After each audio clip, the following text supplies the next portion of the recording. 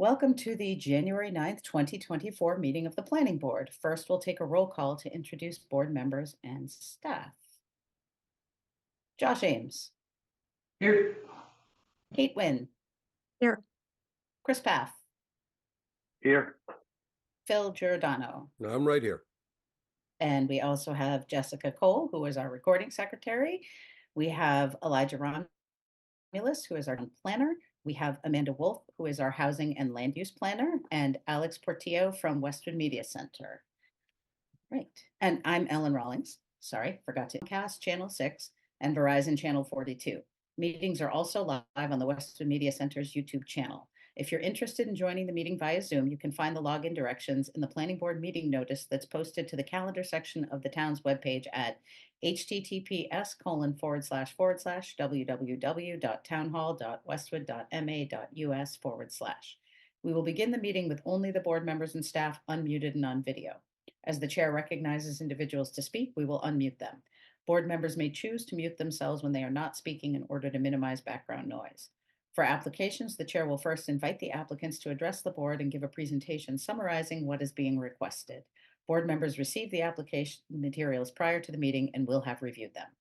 Board members may ask questions during and following the presentation. Staff and outside experts will provide comments to the board. If the issue includes a public hearing, the board will then proceed to the public comment portion of the public hearing and will restate the instructions. In this remote meeting format, residents and guests may participate in several ways. Attendees should raise their hand and wait to be unmuted and recognized to speak over the Zoom meeting application or from a telephone dial-up. We will be able to hear you but not see you. Additionally, comments may be submitted by email or regular mail prior to the meeting. When we come to that part of the meeting, I will remind everyone of the process. Following the public comment portion, the board will deliberate and make a decision or continue the hearing to a specific future date. All remote meetings require that votes be taken by roll call. When a motion and second has been made, the chair will ask if there is any further discussion before proceeding to a roll call vote and will then restate the results of the vote. All right. Elijah, do we have any changes to the agenda this evening? No, we do not. All right. Then our first agenda item is 800 Clapboardtree Street. Consideration of proposed approval not required, A&R for 800 Clapboardtree Street. And do we have any representatives from Excellent?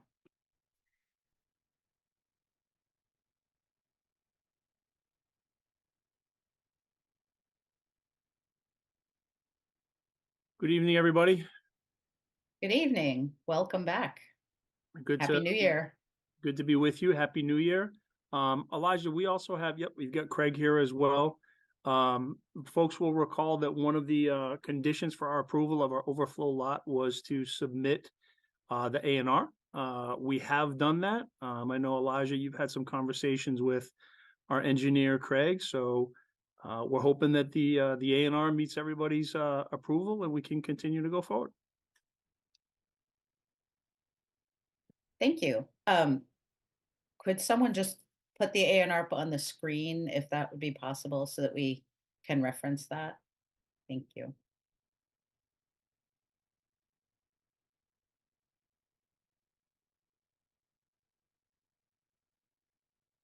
Amanda, would you be able to grab that? Yeah.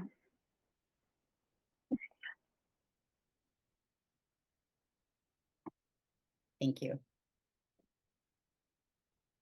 I guess I will ask while we're waiting for that to come up. Initially, Elijah, did you have anything that you wanted to address or share or ask the engineer to speak to in this context?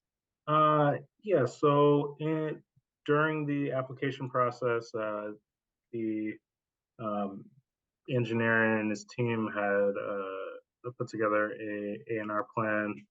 There were a few discrepancies on the first iteration of it, and so I had spoken to him. It was mostly there was kind of just like missing the sheet number, and there was I just wanted to double check on the setbacks, which were included in the plan. They also needed to include the a body of water on the site, which is the Purgatory Brook. And Joe also kind of summarized the total area and resulting frontage for the entire parcel. They were able to go back and make those changes, and satisfies the needs of an A&R plan. Thank you. I'll open it up to questions or comments from board members. I'm scrolling through on the side here. Did anyone have anything they wanted to ask or say or comment? Looks like no.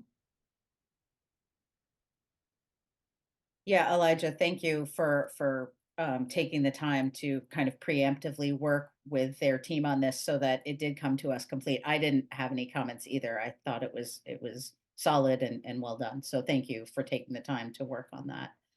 Any other staff comments? I'm not seeing any hands up. And this is not a public hearing. So yeah, if I have nothing else to add on this. So if everybody is satisfied and happy and someone would like to make a motion, I'm happy to move forward. Yes.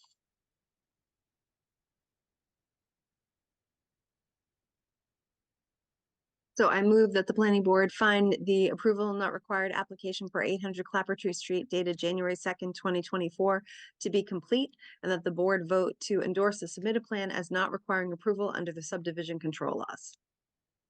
Second.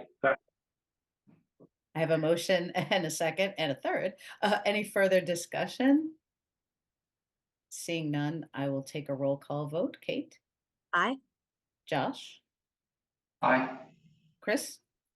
Aye. Phil? Aye. I vote aye as well. The motion carries. Thank you very much, Dr. Konka and your team. We appreciate you getting this in, and good luck with the rest of the parking lot project. Thank you all. And just a nod to Elijah. He's been a pleasure to work with throughout this process. So thank you all. Have a great night. Thank you. Thank you. You You as too. well. Bye, everyone. All right.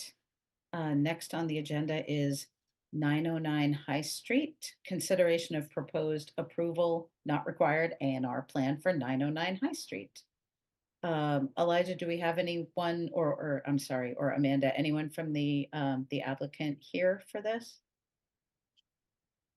So we do not have anyone on the applicant team for this application tonight. I can add a little background to it. Thank you. Yes, so the applicant has been working through a proposal. Originally, they had proposed one A&R plan that showed the combination of current lots into one. However, we have requested that they also supply a A&R plan that divides the one parcel after combining, showing a separate plan that separates it into the different lots that will be used for the cemetery shed, the veterinary office, and there's another use on the site as well for some apartments or housing units. And so we just wanted to make sure that both of those plans were before us to more streamline that project. There were also some mishaps, or not mishaps, but just a few items that they needed to address, such as adding the name of the owner, or changing the name of the owner on the plan, as the ownership of those parcels has changed in recent weeks. Also to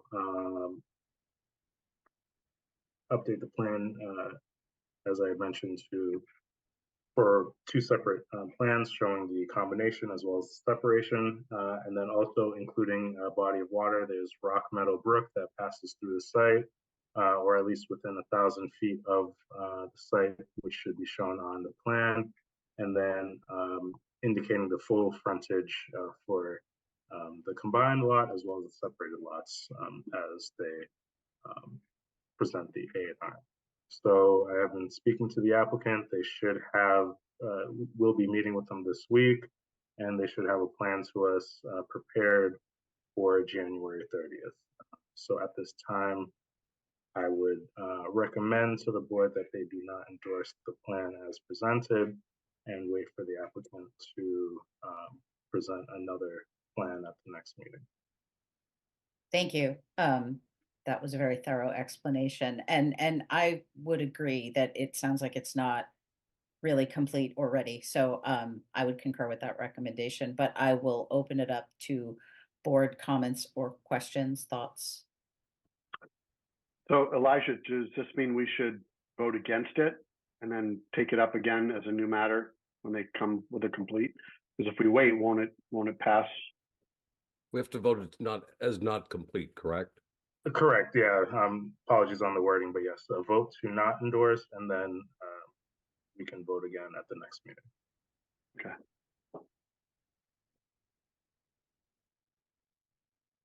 Thank you, Chris. Did anyone else have any questions or thoughts they wanted to share before we move forward with the motion? Okay, any other staff comments?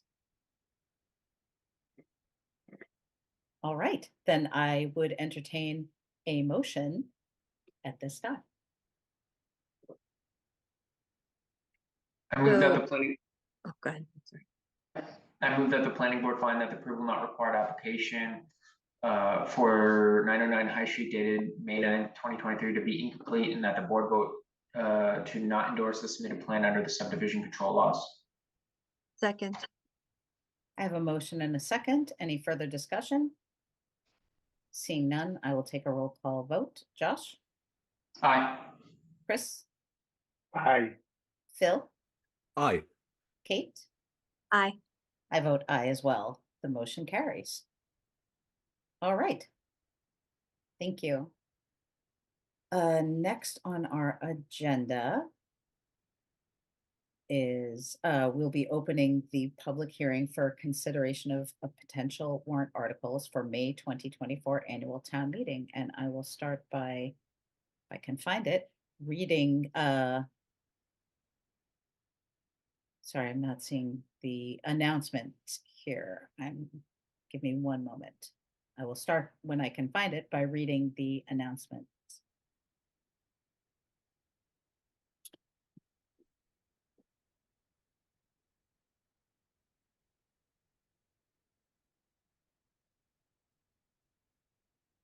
I can pull it up.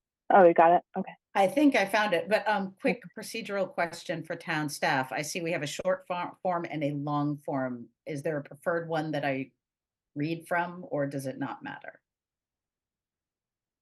I think the short form is fine to read, and the long form is already noticed and can be included in minutes as public record.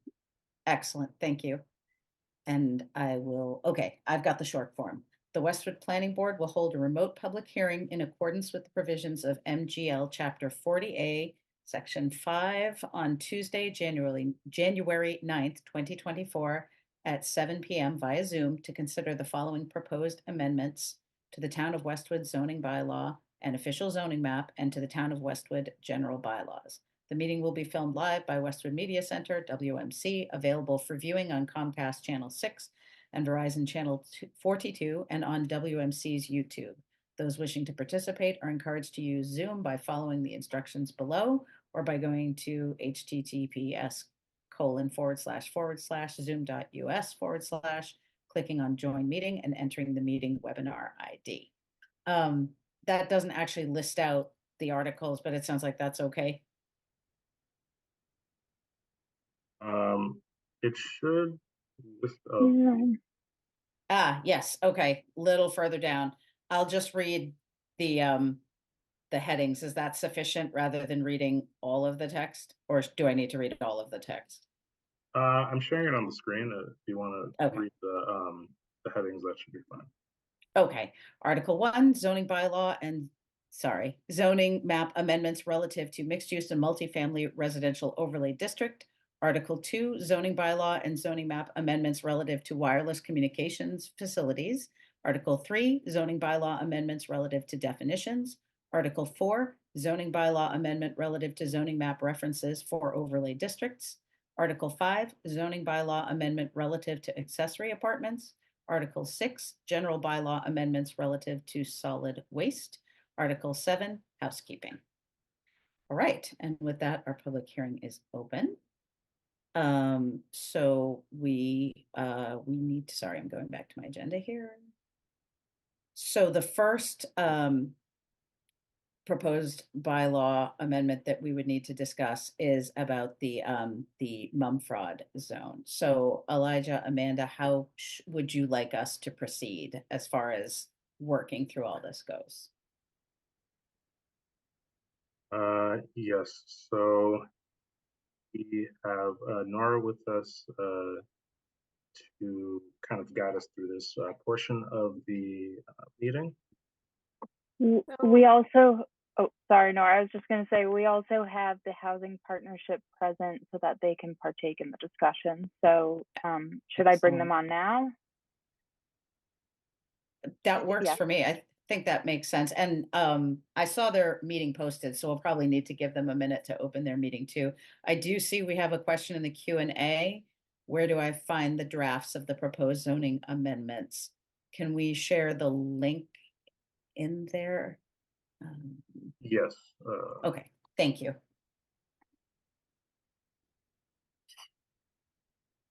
Right, so first Amanda will bring over the housing partnership, and then I will start. I have a PowerPoint that we discussed at the December 19th meeting just to lead people through, since this is the official public hearing. We'll be starting from scratch. I will point out to people that on this first article, the Mumford article, each of the board members did put together draft lists of parcels that they're interested in taking a look at. We just received those today and haven't had time to compile them all. We'll have a map ready for you, or 5 separate maps ready for you at the next meeting, so that you can go through them parcel by parcel. So I think for tonight's purposes, we'll do 2 things. One, go through all of the articles, but when we get to the Mumford article, we'll go through the skeleton of the article, the draft of the article, and then you can discuss individual parcels that you think should be added or not added, but we really won't have the ability to show what those parcels are tonight. Thank you. All right, well, while people come over, let me see if I can share my screen.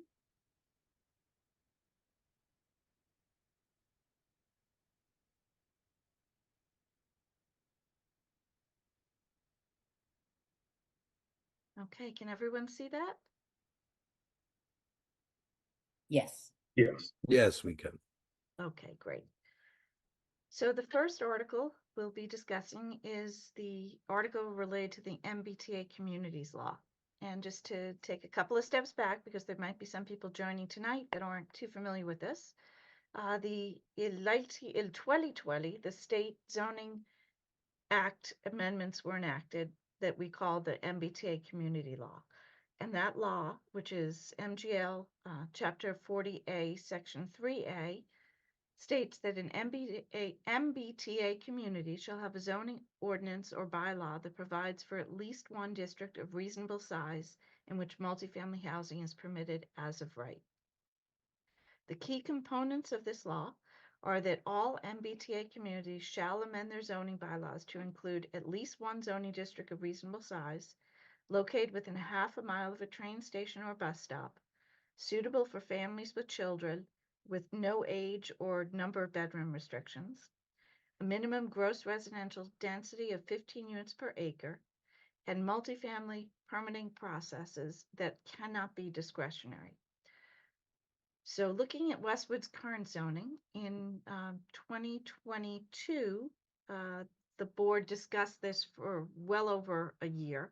In 2023, the board brought an article to town meeting, and it was approved that established the Mumford district at Route 128 and a separate part of the residential Mumford district at Everett Street. So this article, this page shows you 2 properties that are included in the current Mumford zoning. Mumford is mixed-use multifamily residential overlay district. And those two areas are the Gables Apartments, 85 through 95 University Avenue, and the Pulte condominiums, also known as Westwood Place, that are at 120 and 130 University Avenue. Also in the current Mumford district is the 22 Everett Street property. This property was recently granted a special permit by the planning board for a mixed-use development. And the mixed-use development was approved under the Mumford zone. Westwood's current zoning in that has a section 9.9, the mixed-use multifamily residential overlay district. That section allows for environmental impact design review permit application process, which allows proposals for up to 15 units per acre. The planning board has a standard public hearing process with a butter notification. This section has height, setback, parking requirements, drainage review requirements, lighting requirements, all the same type of requirements reviewed in any other commercial or multifamily project would be reviewed under the Mumford section of the bylaw. 15% of proposed units are required to be affordable units, and 85% of proposed units may be market rate. 10% of the units must have 3 bedrooms. And there's a special permit process for residential developments that exceed 15 units per acre. The 22 Everett Street project that just received a special permit from the planning board went through the special permit process because it had greater than 15 units per acre. I think it's about just over 23 units per acre. So looking specifically at the parcels that are included in the current zoning, we have 22 Everett Street. We've referred to that in the past as the Foster Block site or the Tumble Bus site. That's 2 parcels actually, 1.92 acres in one parcel, 4.86 acres in another. Then we have Gables 1 and 2 at University Avenue and the Pulte Complex at University Avenue. And together, all of those properties add up to just over 16 acres. The MBTA community guidelines were drafted and then finalized in August of 2023. Under those guidelines, Westwood is defined as a commuter rail community, and our housing unit capacity requirement under this new law is 15% of our total housing stock. The U.S. Census 2020 value for Westwood for total housing stock is 5,801 units. Therefore, 15% of that gives us a unit capacity of 870 units for the MBTA community law. What that means is that we would have to enact zoning that would allow for the development of 870 units of multifamily residential housing within the Mumford district. The Mumford district must also include at least 50 acres in total land area. As I showed in a previous slide, we now have 16.16 acres. Of those 50 acres, at least 25 acres must be within a half a mile of an MBTA station, and up to 25 acres may be located anywhere else in Westwood. So taking a look at Westwood's current zoning versus the MBTA community guidelines. The current Mumford overlay district has 16.16 acres. It was approved in May 2022. I think I got those years wrong when I was speaking out here. It was May 2022 that we approved it, not 23. The district includes 450 previously approved units at University Station. That's the 350 apartments at Gables plus the 100 condominium units at Pulte. 160 units are proposed and have now been approved under the 22 Everett Street project. So altogether, there are 610 actual units. That's not just capacity, but those are units that will be developed or already exist within the Mumford district. The MBT community guidelines requires that previously developed units and units that are allowed by special permit not be counted towards the density requirement. You can only count the density that would be achieved at the density requirements that are in the bylaw. So our current bylaw says 15 units per acre. And so we could only count density that would come about if we took the 16.16 acres and multiplied it by 15. We can't count additional units that have been developed above that rate. The Executive Office of Housing and Livable Communities will only count the by right unit capacity within our designated zone. So for 16.16 acres times 15 units per acre, that gives us an existing capacity of 242 units in the Mumford district, well short of the 870 units required. Therefore, Westwood is required to increase its unit capacity by at least 628 units, and we're required to increase the land area by 33.84 acres to get to the minimum 50-acre requirement. So at previous meetings, we discussed different options for how you might get there. The first one I refer to as option A, and that would require amending section 9.9 of the zoning bylaw to propose that the Mumford district be divided into two districts, Mumford 1 and Mumford 2. Option A proposal would have Mumford 1 district expanded to a minimum of 50 acres.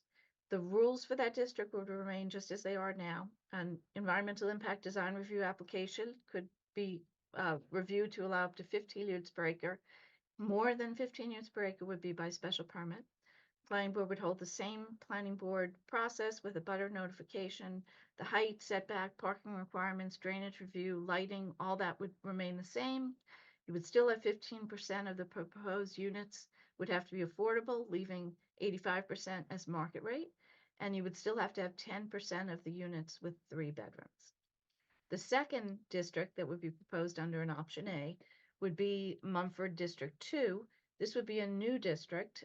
It would not count towards 50 acres. It would only count towards our unit capacity.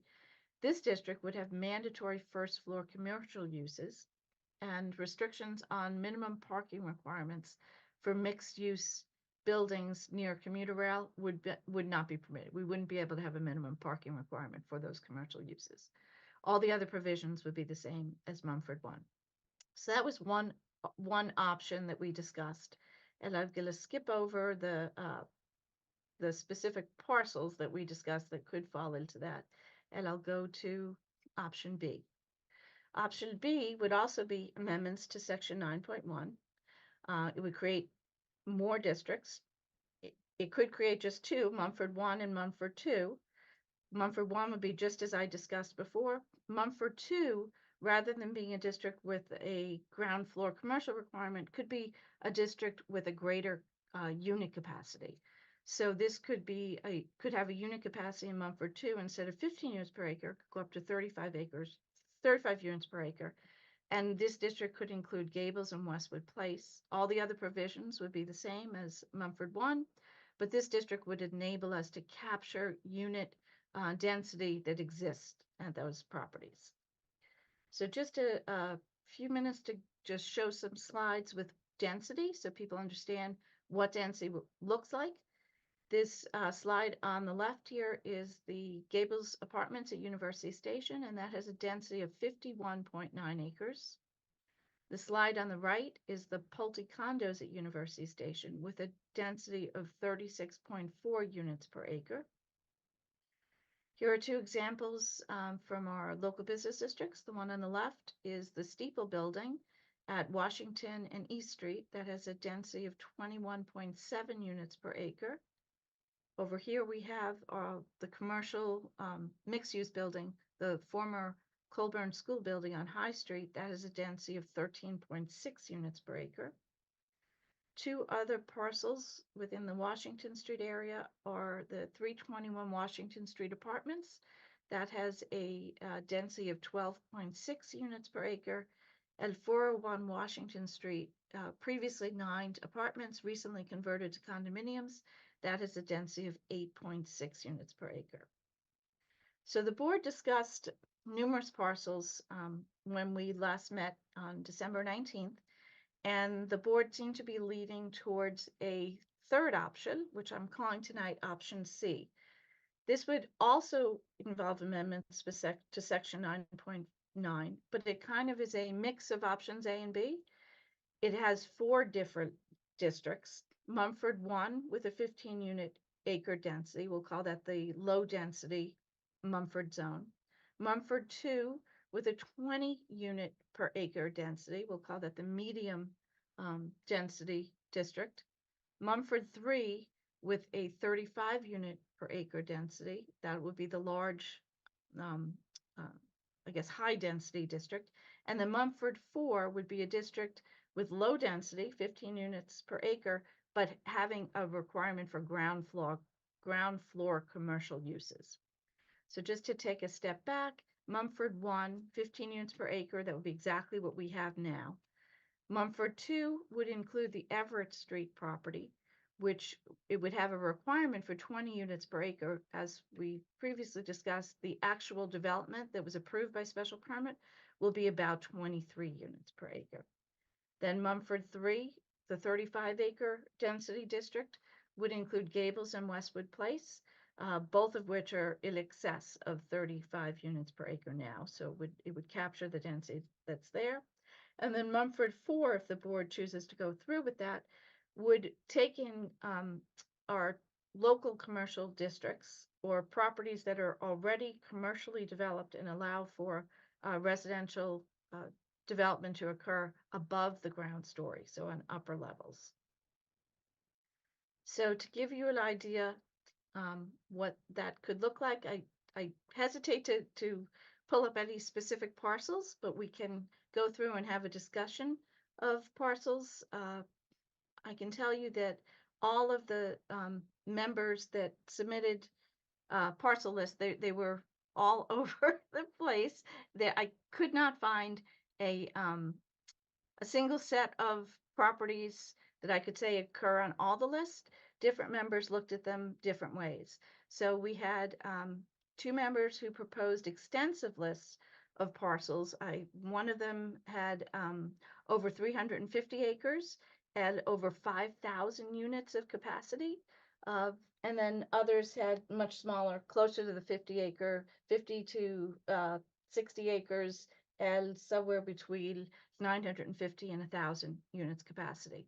So what I'd like to do is be able to show you all of those options on a map, and we can walk through those at your next meeting, because I hesitate to put out parcels that everyone hasn't reviewed completely.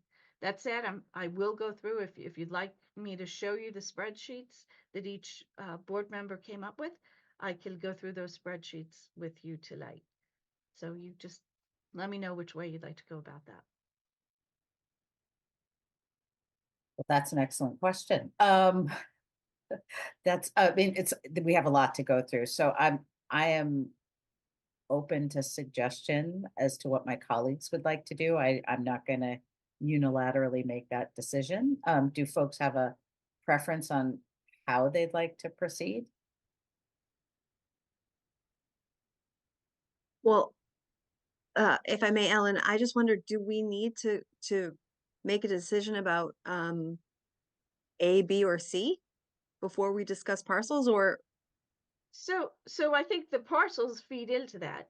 If a majority of board members have no interest in including, for instance, local business district parcels, that would be in what's shown here in option 3 as the ground floor commercial district, Mumford 4, then we don't have to discuss those parcels. I think it would be a good idea to institute a Mumford 4 district that captures capacity in our downtowns. And both of those downtowns already have the ability for upper story residential uses under the flexible multiple use overlay district. So what would be different here is you're making those uses by right uses. So the board, I think it might be helpful to discuss that more in concept, whether you're interested in going with option A, option B, or option C. We had different board members recommend the option or something equivalent to A, B, and C. So all of you had different perspectives that you provided to staff individually about how you would like to go about it. Looking at the charts I have here, I had, I think Ellen's proposal, I believe, Ellen, you had suggested 3 density districts, but none of the ground floor commercial districts. Josh, I believe, had a ground floor commercial district, as did Kate and Phil, I believe, and Chris both had just density districts, low and medium, or low, medium, high density districts. So I think it's helpful if the board members to discuss which way you'd like to go with that. Yeah, thank you. That actually, Kate's question and your answer, I think give us some clarity about where we need to start. So yeah, I think that absolutely makes sense. We should talk about what approach do we as a board want to take to crafting this bylaw. So I will open up the floor to my colleagues to share their thoughts about what they think how you would like to proceed as far as, do we want to do the ground level commercial, if there's an interest in that or majority interest in that, or do we want to focus on the different density districts or some sort of hybrid? But I'll open up the floor to my colleagues.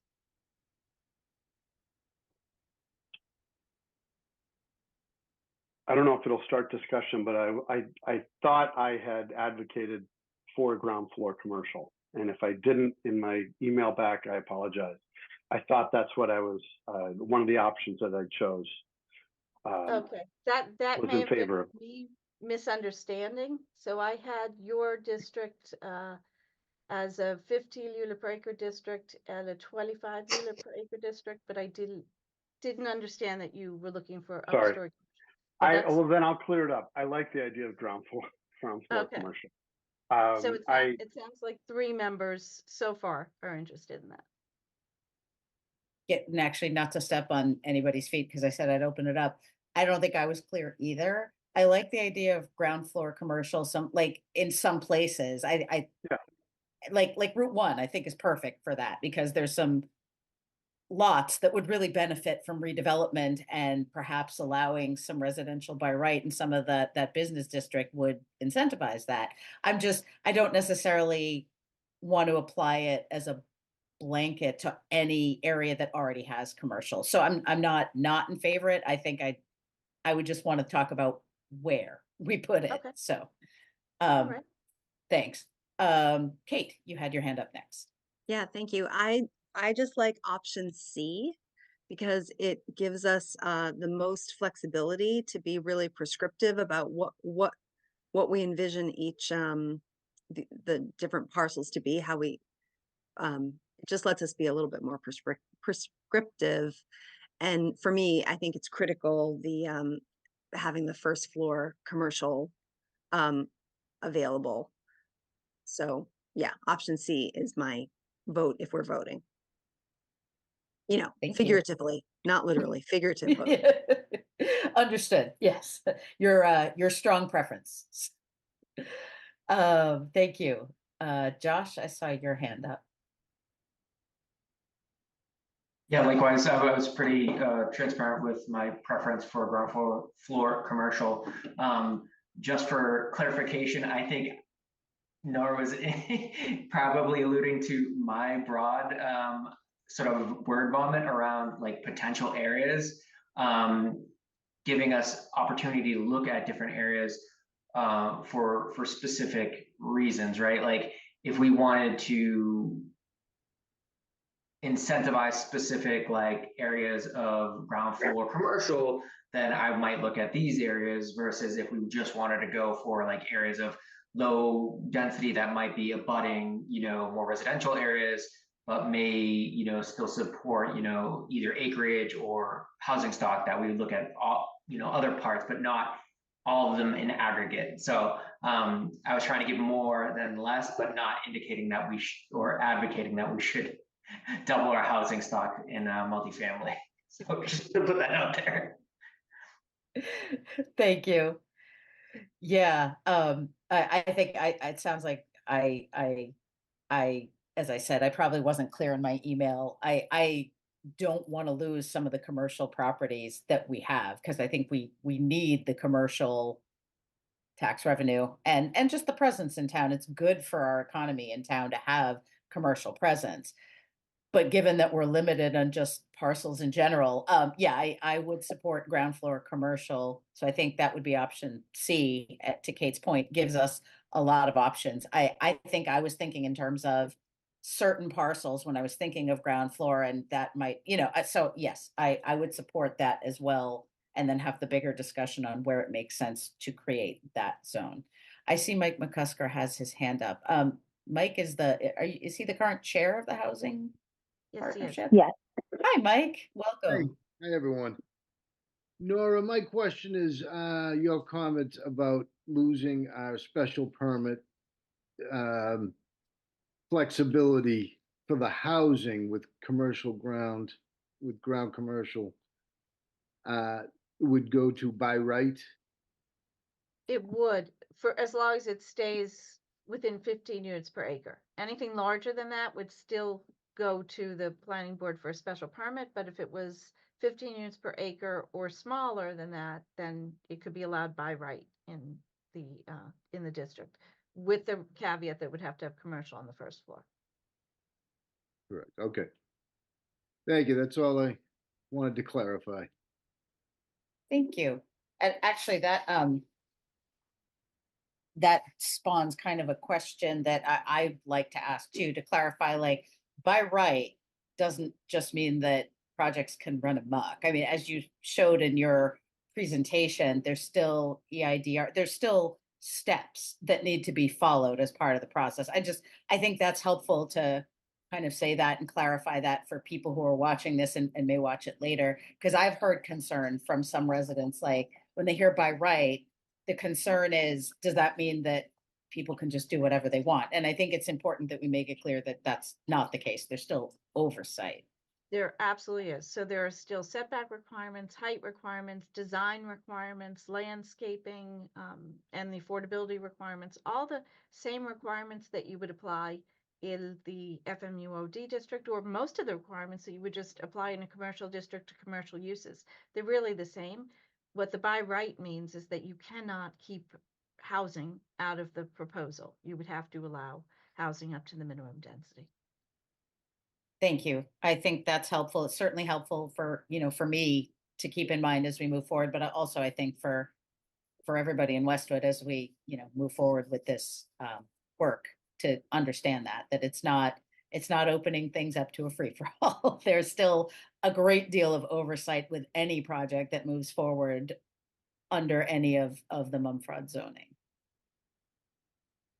And Nora, if it went above the 15 units, then it goes back similar to the way we did with the Everett Street project, meaning That's right.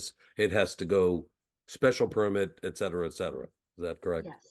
And when you have a project that has to get a special permit because it's asking for greater than the minimum density, then you have the ability to require a fiscal report, and you have no obligation to approve projects that are not fiscally positive. One of the issues that I saw just using the Everett Street project as kind of the measuring stick as it related to the project and the application as it unfolded is the standard was kind of measured against the as of right, and then how much were we going to approve above that? And that's where, in some respects, the ask somewhat seemingly came in. And part of my concern is because I was one of the ones that had the concern on the losing the commercial and as compared to the multi-density, is that I'm not saying that the applicant has the as of right, because if they're obviously going with a greater density, it's not as of right, it is into a higher number and whatever that may be, whatever the application is. But it's almost, this is our floor, and how much are we going to demand for more or trying to get for more? And that's where I have concerns depending upon the location, because I agree, and just echoing some of Ellen's, which is I think in some of the locations, I think it could be a very useful tool. But I also could be concerned that we end up in a position where we may have, I don't want to say a similar process as to what happened with Everett Street, because I'm pleased with how that all turned out, but it is something that we just have to be aware of as it relates to that kind of proposal. Thank you, Phil. Mike, you have your hand up. Is that a new hand or is that the hand from before? Oh, You're on mute, Mike. I apologize, everyone. That's my old hand. No worries. I didn't want to pass you over if you had something else you wanted to say. Not at this time, Peg. Sure. Okay. Did any other board members have thoughts on option A, B, C, and how we want to proceed with dividing up the bylaw and the zones? Maybe we should kind of voice our thoughts on the differing density tiers that have been discussed. Because I know how I came and talked to Nora about that, but I'm curious to know how others think about that, the differing density tiers.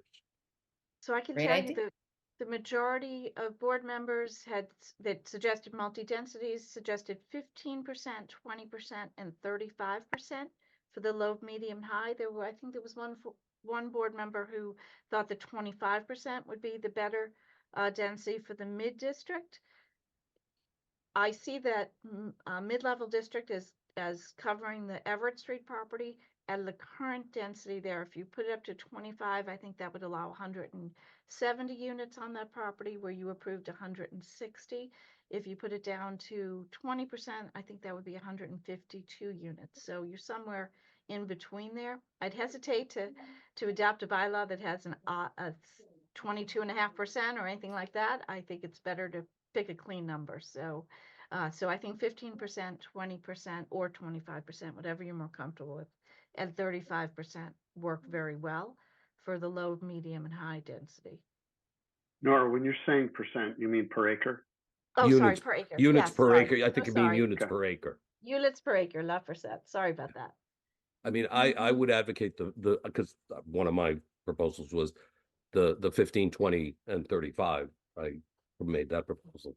How do others feel about that? That sounds good to me. I like that we're able to take advantage of work that's already been done. Agreed. Agreed. So another question I have, two board members had suggested some residentially zoned single family and two family properties be included in this. 3 members only included properties that were currently zoned commercial or multifamily. So maybe the board could speak to that a little bit, whether there are any existing residential neighborhoods that you would be willing to include within the Mumford district, or if you would rather stay away from that. So maybe the 2 board members who included those on their list might want to advocate for that, and then the board can discuss.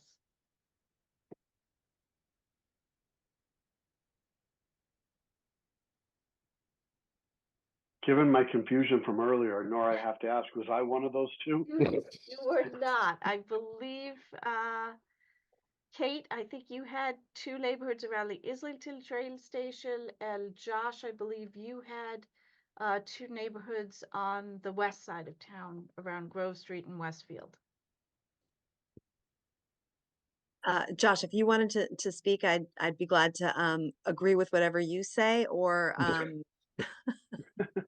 or I can share my thoughts, which may not be worded quite as well.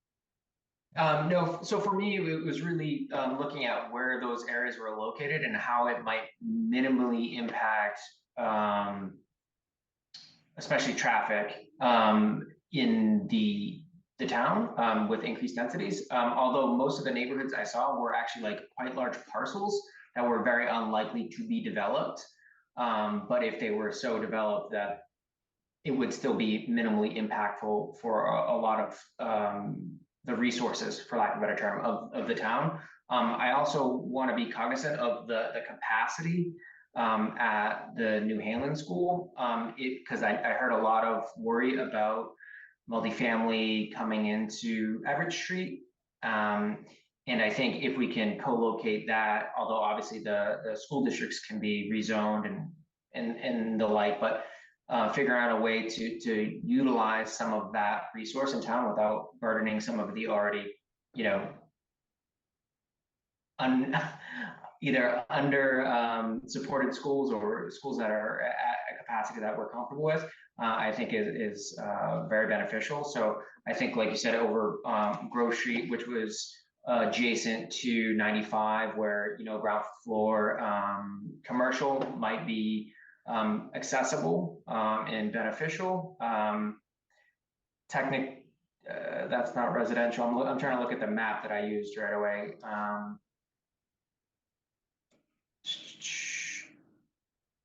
I actually only see one residential area over there by 109. Oh, and over by on the other side of 95, down near Off the of Westfield Islington. Street.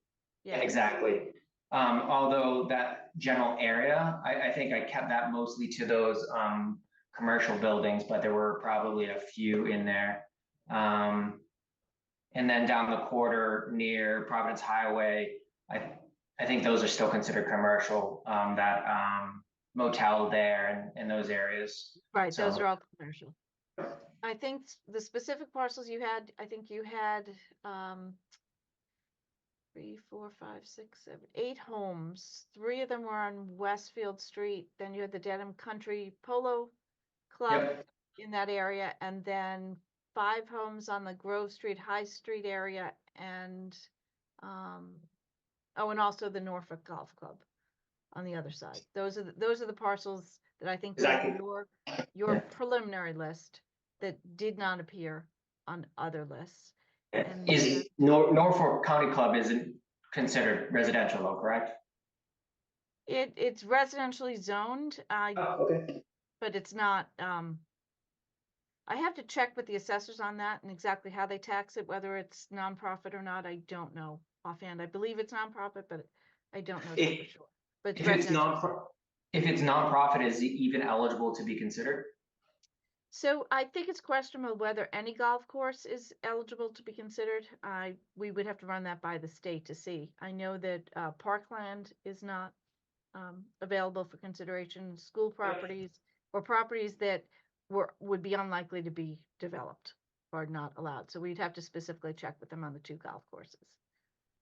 So I find that a bit interesting though, like, you know, since these are rules, they should be fairly clearly codified.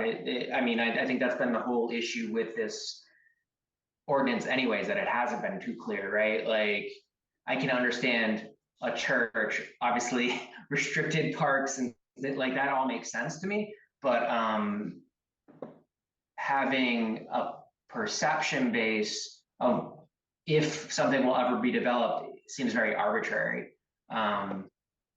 There are specific carve-outs in the guidelines that say you specifically cannot do this, but there are other areas where they essentially say a determination will be made by Executive Office of Housing and Livable Communities. So I do think that in the end we'll have to run it by them, but why don't we start by just focusing on the parcels and then see if we have an at all controversial list or if everything is clearly allowable.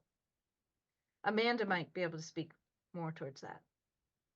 Yeah, I was going to ask if it would be helpful that I share the list right now of the properties or the types of properties that are not allowed for everyone to see. Sure.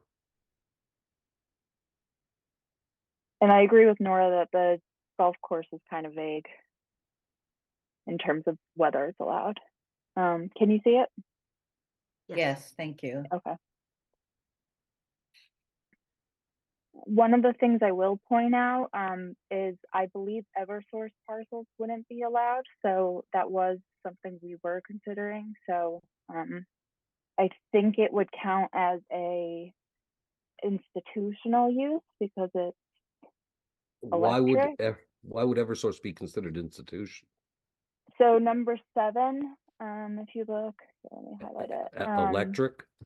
Yeah, I think we can clarify, but that's one of the ones I wasn't sure about. No, that makes sense. Was that me who proposed one of those parcels? The I might have. Eversource building, I don't recall which list that's on. Yeah, but I think that makes sense. I wouldn't assume, given that preclusion there, that seems to fit quite prominently in there. I still don't see where the golf course would Yeah, fall. the golf course is definitely a big one. I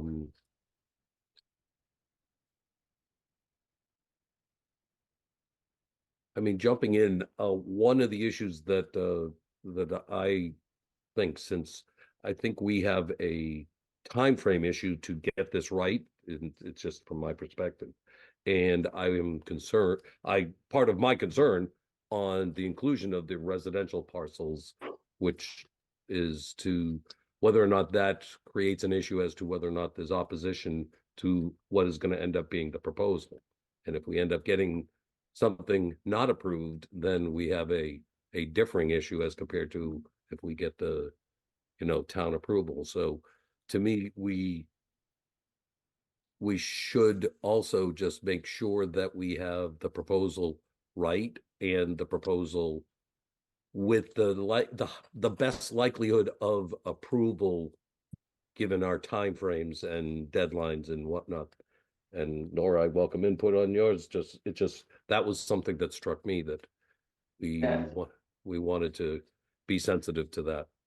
Yeah, Phil, I'm just gonna jump on real quick. Like, as somebody who did propose potentially some areas of residential, I would say that's like last resort.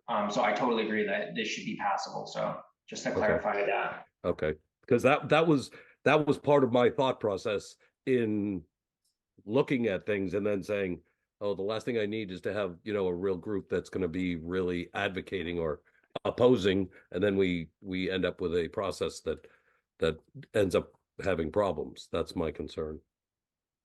So I will just point out that both of the proposals that suggested, including some of these residential properties, their proposals came out to far in excess of the minimum 50-acre requirement and the minimum 870 unit capacity. So you won't have to include any of those parcels in order to reach the minimum goals, just to make that clear. So it's a question, if the board has consensus and feels it can support that to town meeting, maybe you want to pursue that, but you won't need to pursue that to get to 50 acres. And so we can still meet our obligations without it. I believe you can. So we won't know for sure until we have that final list of parcels and we make a calculation. But if I looked at parcels that were included in all 5 of you in your draft initial thoughts listings, then I think we can get above the 50% without any issue. 50 acres without any issue. That is helpful, because that was going to be my next question. Because I tend to agree with what Phil's saying. It's something that's been on my mind, is trying to propose something that does what we want it to do and creates opportunities, but is also going to be palatable at town meeting. Exactly.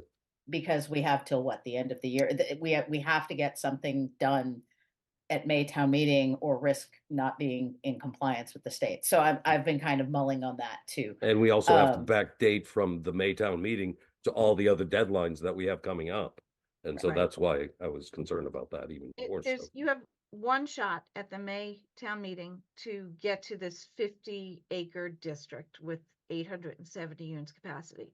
There's no reason that you couldn't go back at future town meetings and expand it further if there's a will to do that.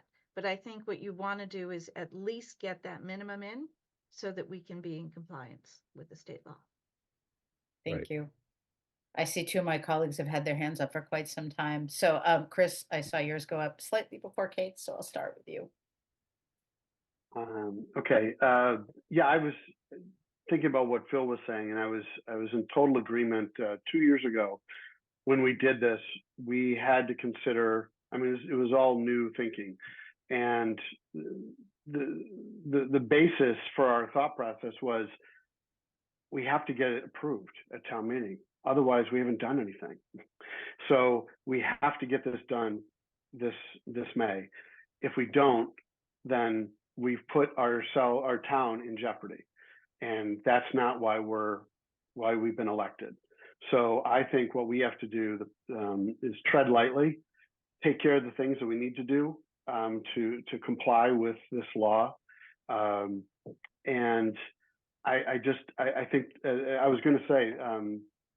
This is not a one and done necessarily. If we do have an appetite for more zoning later, then the board can take that up in spring of 25 or whenever. And I would, part of when we first started talking about it 2 years ago, I was against considering anything that was any address that was zoned residential that had a house on it. Just for that reason, the opposition. I think Nora has displayed that we don't need that to comply. And I really think that come April or May meeting, we don't want people with some visceral opposition because their address is one of them. So I'm not in favor at this time of including residential lots. That is precisely what my concerns were. I echo that. Thank you. Kate, you've been waiting patiently. Yeah, thank you. I did just want to say when I was looking at opportunities here, I really was considering nothing off limits, right? And those folks who do live near the Islington station, it may be one of the benefits for the reasons that they're living there, right? So definitely, we do not need to include it in this go round, those residential lots, but development there is what this was designed for. Development within that half mile. That's what this is about. So and especially with its proximity to development so close to Route 1, if we should end up developing that area, it could be really, really nice. So just to have this conversation, my goal has been accomplished. I don't need those lots to be included on the list. I did just want to say, because we're talking a little bit about golf courses at this point, I would love to not be considering Norfolk, because that is a significant amount of green space in an area that doesn't really have a lot of green space. So I'd be reluctant to include that unless we have to, although it's a very attractive opportunity because it's a nice chunk of acreage. So thanks. Thank you. I found that very helpful. Thank you, everybody, for being very candid with your thoughts. Okay, so Nora, help me out here. It sounds like we have some consensus about how to proceed with dividing up the Mumford zones. Is that helpful to guide the next part of the conversation? It is. So the current draft, I'm making some changes on the fly as we discuss it, just to make sure that we have the 4 different Mumford districts. I will draft it so that the low density is 15 units per acre, medium density is 20 units per acre, high density is 35 units per acre, and then the ground floor residential Mumford 4 is 15 units per acre. I will put the parcels that are in the existing zone, the Everett Street parcels, into the medium density, the University Station parcels into the high density, and then I will take any commercial properties into the ground floor one. I will pull those off of your various lists and shoot them back to you for your further review at your next hearing session. And then if there are any other parcels that anyone hasn't already thought of that they want to add, they can add those, and we will post this all to the website so that people can see what the board members are thinking, and you can further discuss this however you'd like tonight, or we can move on to the other articles. There will be several hearing sessions. The intention is that zoning amendment articles grow and change in the course of the public hearing. That is the purpose of the public hearing. So I think you are well within your rights to consider further changes to this article as you go through. You have tonight's hearing. You'll have another hearing on January 30th, and then at your first meeting in February, Elijah or Amanda, I don't recall what the date of that is. Do you? I think it's the 13th. February 13th? Okay. I think. So I think that sounds right. So you'll have those other opportunities to further refine this article and all of your articles, and then you'll take them to the FinCom at the end of February for their first public hearing. There's also a FinCom hearing coming up not a hearing, just a meeting coming up next week where the FinCom has asked for article sponsors to give a brief rundown of the articles. So that's just the titles of the articles and general thinking along the lines. Since zoning articles are advertised, we do have the initial draft. So I will share that with the FinCom, any board members that are available to attend that meeting. I believe it's on the 16th, the night before our special town meeting, or I guess it's called a special town meeting that's coming up on January 17th. So if board members are available to attend, that's great. Just let Elijah and Amanda know, and they'll post it as a meeting. But otherwise, I will discuss with the FinCom what you've decided thus far and make it clear to them that you have additional hearing sessions where all these zoning bylaw amendments will be further refined. So if you like, So could I just ask one question, Norris? Because I'm anticipating we might have like maybe 2 or possibly 3 bites on actual parcels. So if you send out, and I'm just trying to like work backwards, if you send out like the parcels incorporated into the structure, and then we do like iteration number 2, and then we do when do we have to have like the final parcels structure in place? I would recommend that you come to final partial decisions at your February 13th hearing session, so Okay. that the first meeting of the FinCom, you have a definitive proposal to put through. Then that hearing will still take an additional comment, and there could be changes between that hearing, the first hearing and the second hearing before the FinCom.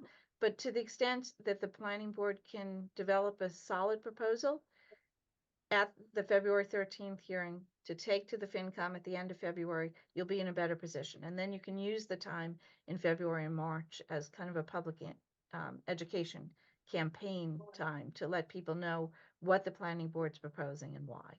So I would encourage you to. So you kind of ink, but not indelible ink as of the 13th. Right. You want as firm as you possibly can make it. I got it. Okay. Thank you. Nora, quick question about that FinCom meeting. I will be there. I'm happy to let you do the talking. But is it remote or is it in person? This one is remote. Oh, even better. Okay, I will definitely plan to be there, but as I said, I'm happy to let you do the talking, but I'll be there for moral support. Terrific. Nora, yeah, you already alluded to what you were going to speak to, and so I think you covered. But I just keep remembering back a few years ago when we presented. I think it was Abby and I, and things changed, and the board, the members of the FinCom, saw our changes from January, February into March as uncertainty and almost like a weak article. And they weren't aware that it was a breathing, living process, that we were responding to the will of the people to some extent. So I would appreciate emphasizing that point, that we are not presenting in January because we're ready. It's as a courtesy so they can start to wrap their head around what could be a very complex issue. So I would like it reiterated. This is part of the process. Yeah. And it's not baked in January.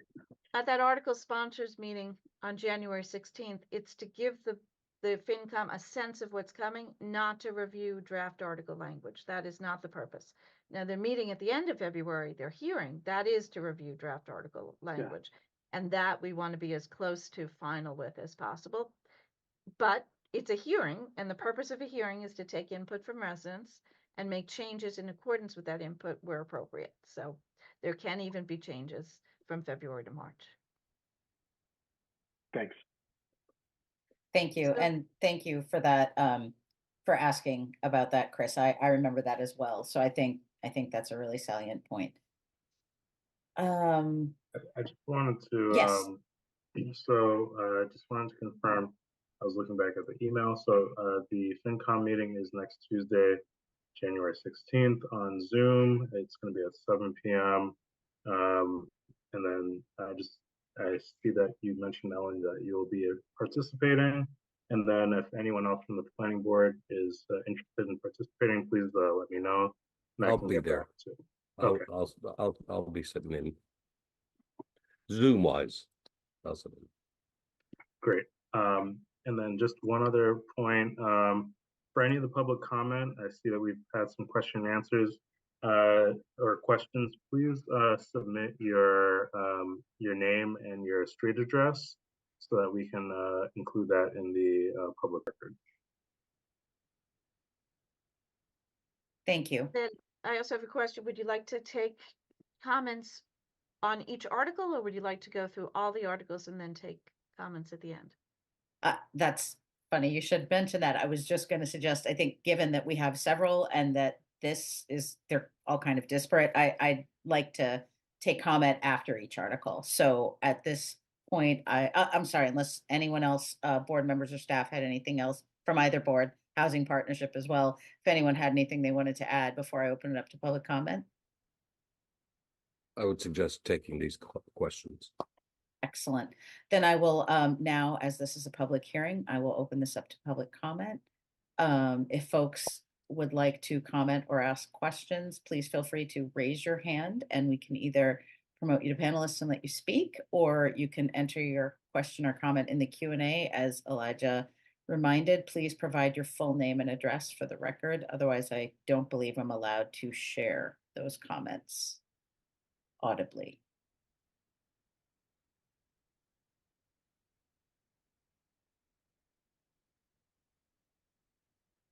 I do see there are a few questions in the Q&A.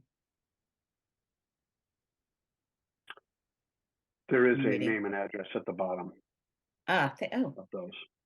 I do not see that, but thank you. My scrolling ends. Let me see. If I close Q&A and reopen it, perhaps I'll see it. But if you do see it, It is there. Second from sorry. left.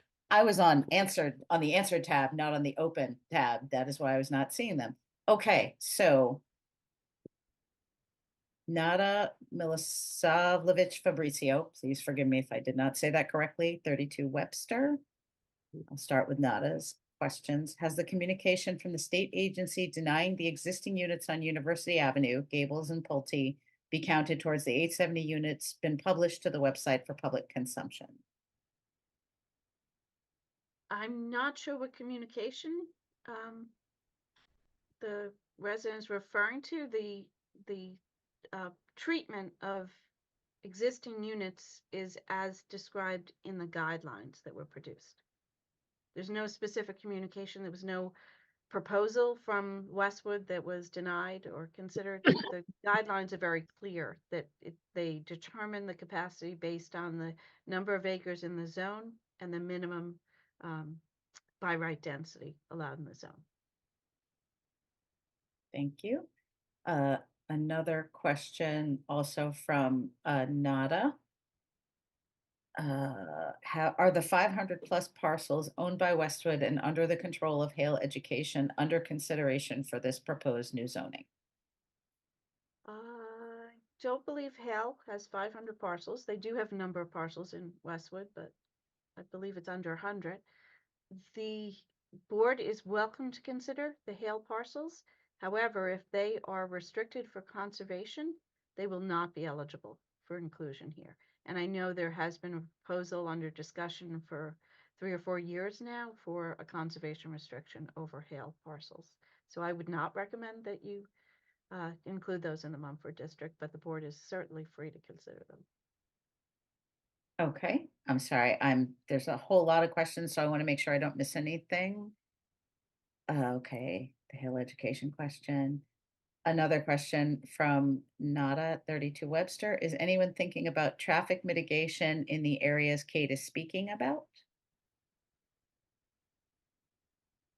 I don't know what areas that. Yeah. I think this was back when we were talking about the residential, and I was talking about the residential near Islington Station, and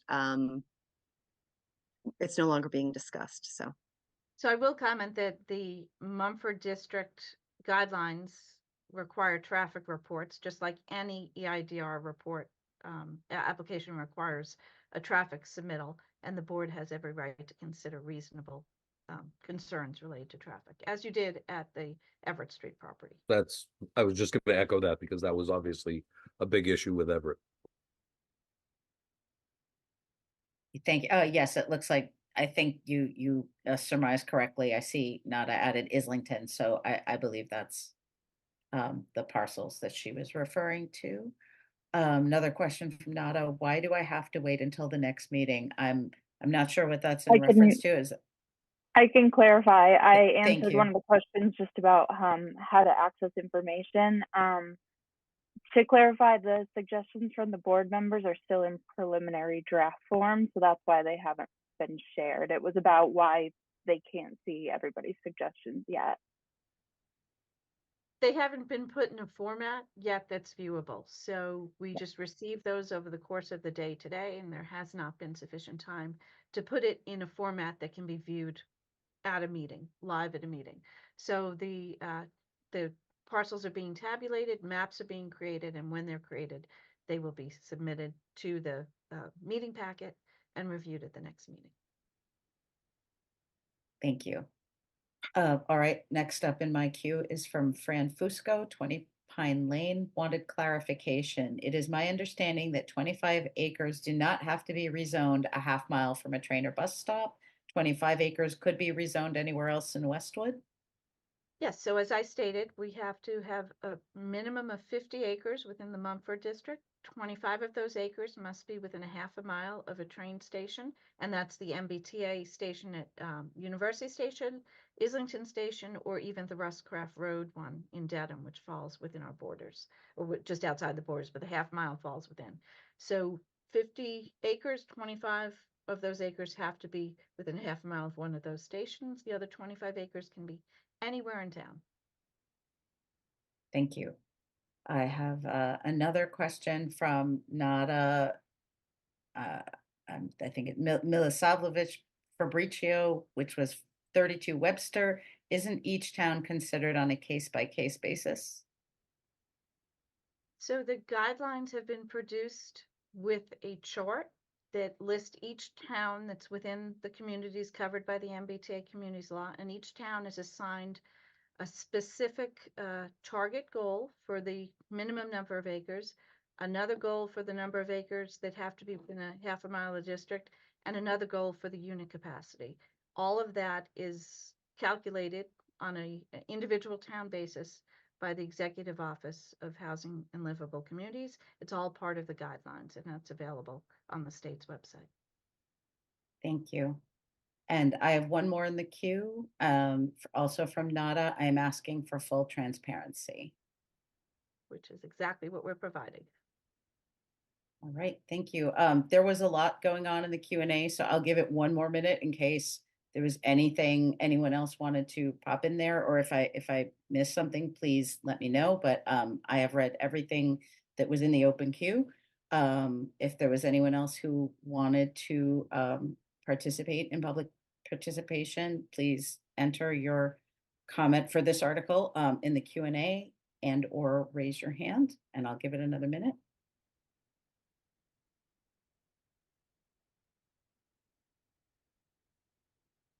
I'm not seeing any hands, nor am I seeing anything else in the Q&A.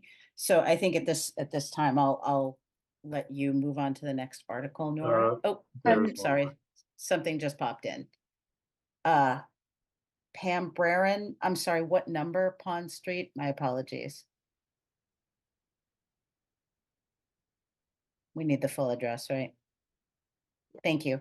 241 Pond Street. When is the next meeting that we will see the maps? So the maps will be discussed at your meeting on January 30th, but they will be uploaded to the meeting packet as soon as they are produced. So we'll be working on it throughout the week, and when the maps are ready, they'll be added to the meeting packet. Thank you. So at latest by, well, obviously before January 30th. Well, before the 30th. So you'll review them at your meeting on the 30th, and board members are welcome to download them from the meeting packet as soon as they're uploaded, and review them at your leisure. So what we will be producing is a map showing the preliminary parcels that each of the board members suggested in their initial lists that they sent us.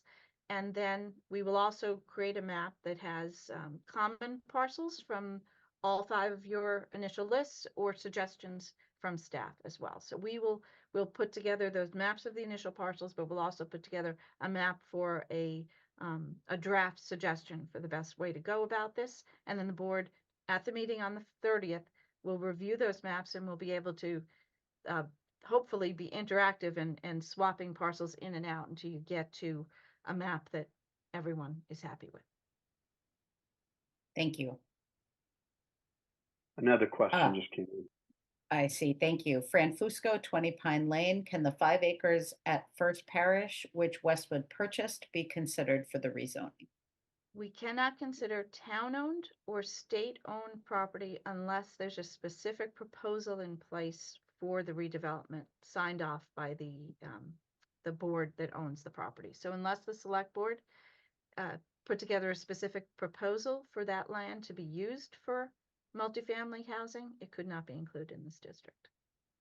Nora, has that land been conveyed to the school department?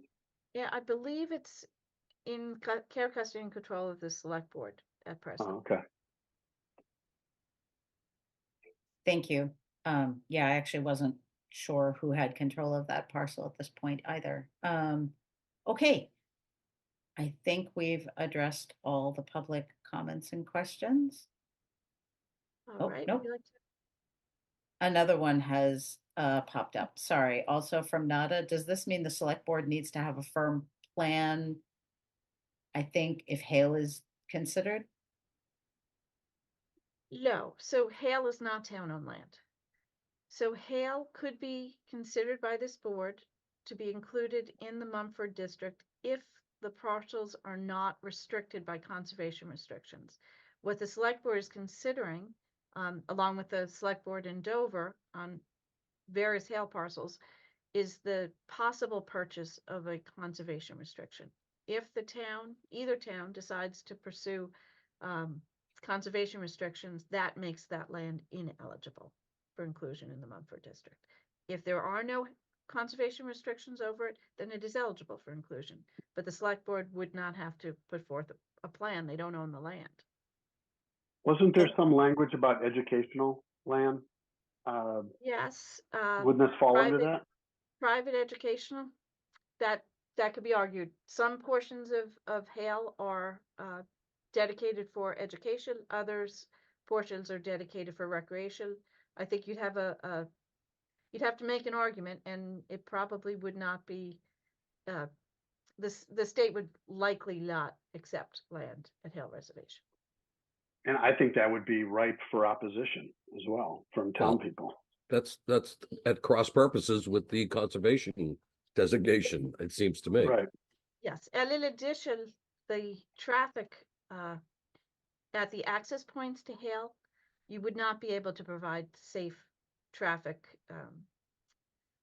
through Dover Road, through Carby Street, through the areas of town where you access Hale from. So it would never be somewhere we would recommend for significant development.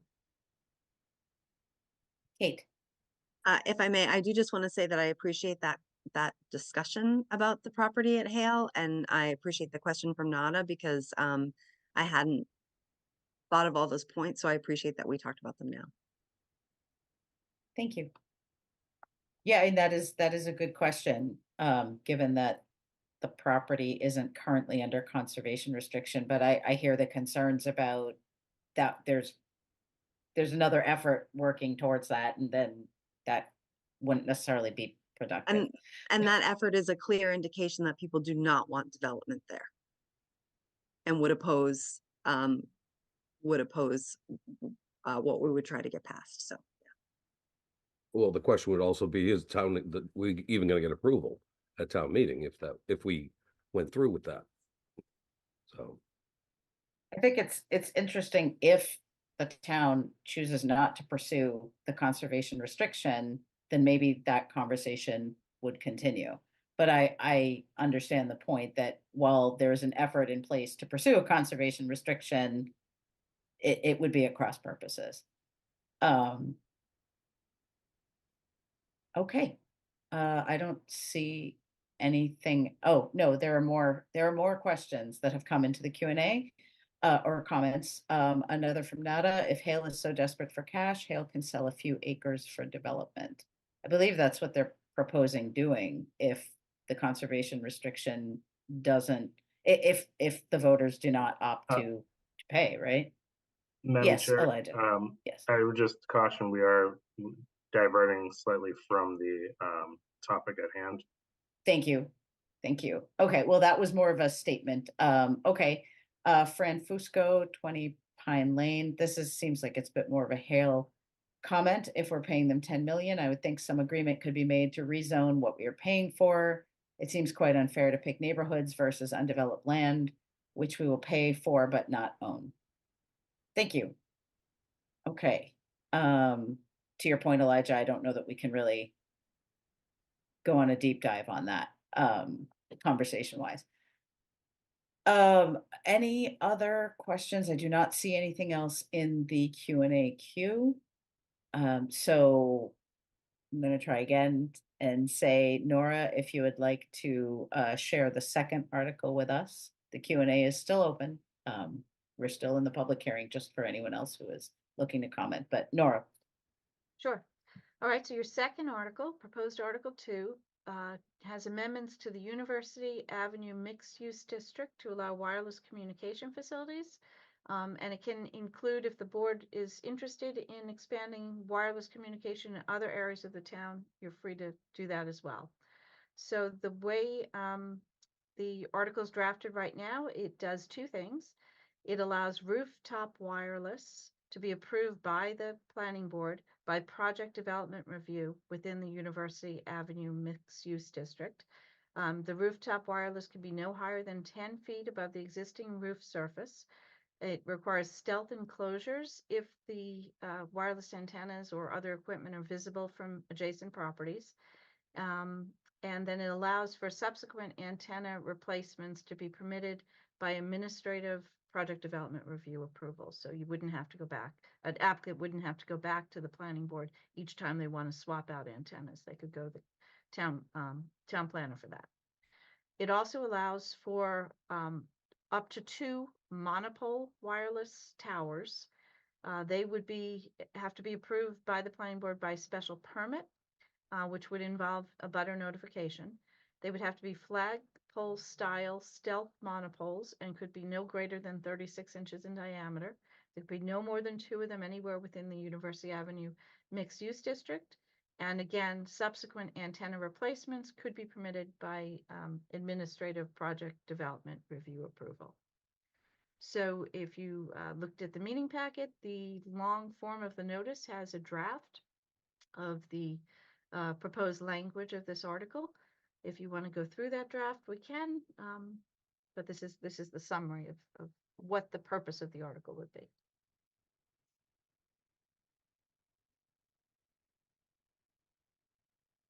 Would you like me to call up the draft language, or would you like to discuss it just in general at this hearing session? I mean, that's a good question. I think I'd like to open the floor up to my colleagues and see if anyone has feedback on the concept, and then depending on how that goes, if it makes sense, I'm happy to get into the draft language now because it moves things along, which is a good thing. Kate. Yep, I like it. That's my comment. Thank you. Very succinct. I echo Kate. Thank you. I could echo both of them. Thank you, Chris. Josh? Yeah, I think we discussed this at one of the previous meetings pretty extensively. So yeah, I'm comfortable with the discussion and the concept. Excellent. And I agree. I am comfortable with what I saw on the screen, and I'm happy to move on to the draft language. I do see a hand up. I'm sorry. Michael Fenton, is that a resident, or is that I'm sorry, did we miss someone who needed to be So I part of the believe- conversation? I believe You- Michael represents Verizon, who came to speak to you a couple of meetings ago regarding their interest in putting wireless antennas on top of the Gables building. That's kind of what I thought. Does it make sense to promote Michael to panelist, or should we wait for public comment? I'm just not sure procedurally what we should do. I think we can wait for a public comment. Okay. And then, here's his take. Okay, thank you.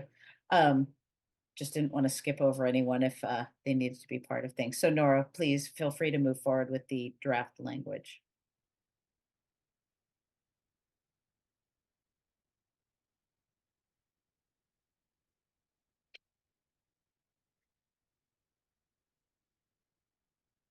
All right, so this is the draft language I have that's in the long form of the notice. And the first section, it adds a new use in section 9.7.4.1.2. That's rooftop wireless communication facility. That's a use that's allowed anywhere, essentially by right, with a project development review. It adds another section to allow monopole wireless communication facilities by special permit. And then a new section 9.7.11.19 that describes a wireless communication facility, gives you the two different options of the rooftop, and then the guidelines for what would be included in that, and monopole, the guidelines for what would be required for a monopole, very specific design concerns about each type. And then the fourth part of that article would propose any other areas in town that the board wishes to include within the wireless communication overlay district. So there may be some other town owned parcels or privately owned parcels that would be appropriate for adding to the district. There are several areas in Westwood where there are dead zones right now. And so we would like to look at what areas make sense to be added. And for the next meeting, I will have a map that shows some additional properties that the board may want to consider including. Right now, the wireless communication overlay district includes all the property within the highway business district, within the industrial district, I believe the industrial office district, and it also includes property owned by nonprofit organizations, especially religious organizations in town, and a couple of commercial properties. I know for instance, the Colburn School Building is within the wireless communication overlay district. Certain town-owned parcels, schools, the fire stations, I believe town hall are within the district. So the board may want to look at other properties in areas of the town where there are dead zones. Although I will say that the most significant dead zones are in the University Avenue area. So by including allowing this use within the University Avenue mixed use district, you're picking up a lot of that area. So that is it. That's the language that we have so far. I'll be happy to make any revisions if board members request that. Thank you. Any comments or questions from board members on the language as proposed, or thoughts?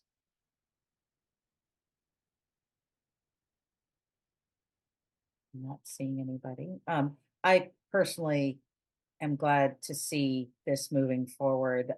As you say, University Station is a big dead zone, both for kind of personal use, cell coverage, but as we've discussed before, public safety has nothing down there, and it creates a real safety problem. And while obviously this wouldn't be an immediate solve, if we see some poles and antennas go up in University Station, I think there'd be opportunities there for our public safety folks to be able to potentially utilize that, which would be a win as well. So I'm happy to see this expansion proposed. Any other staff comments before I take public comment on this article? Okay, then I will open it up to public comment on this article. I do see Michael Fenton has his hand raised.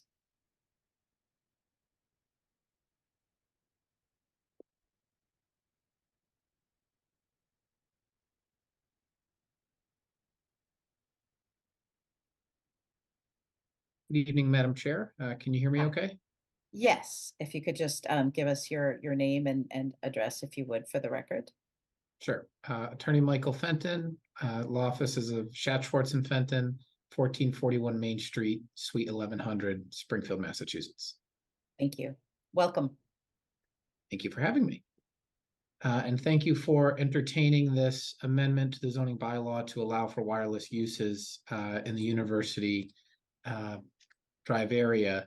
The comment that we have based on the current proposal is with respect to the language in 9.7.11.19.1.2. And this is the section that deals with the setback of antennas from the parapet.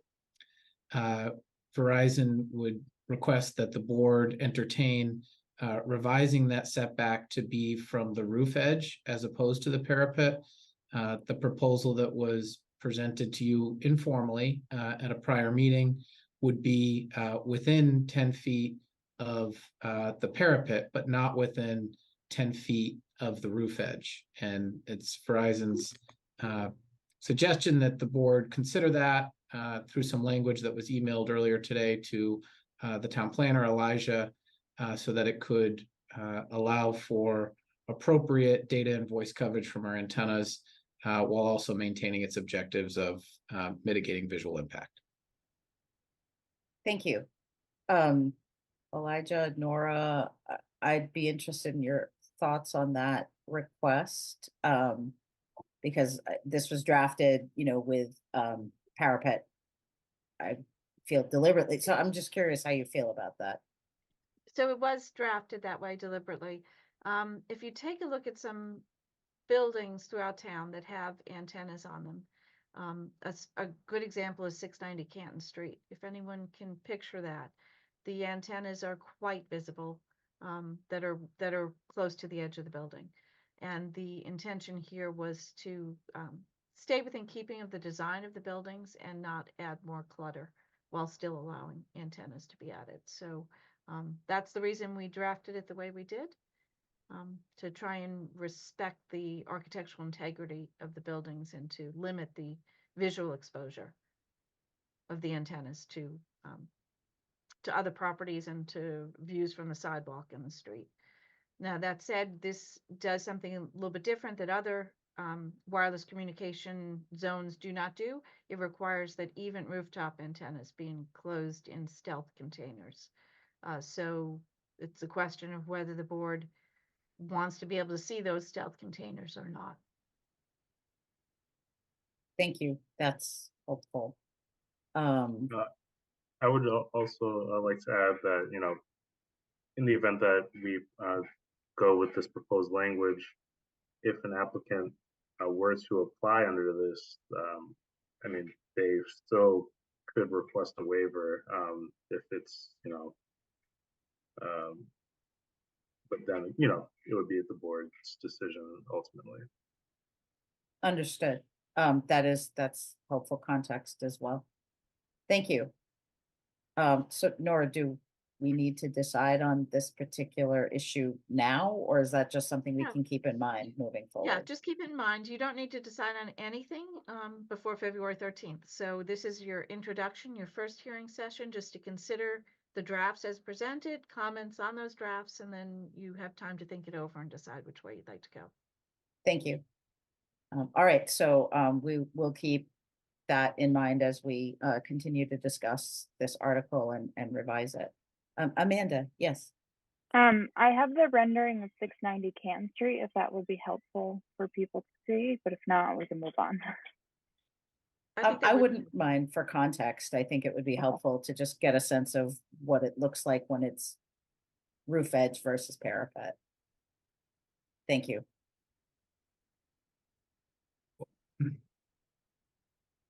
So you can see in that photograph, the antennas on the far right are far closer than 10 feet to the edge of the building. But even the ones in the center and the left, those are back probably close to 10 feet, maybe even further than 10 feet from the edge, and they're still quite visible. But those are naked antennas. They're not the same as the as what would be required in a stealth container. Thank you. Mr. Fenton, you have your hand up.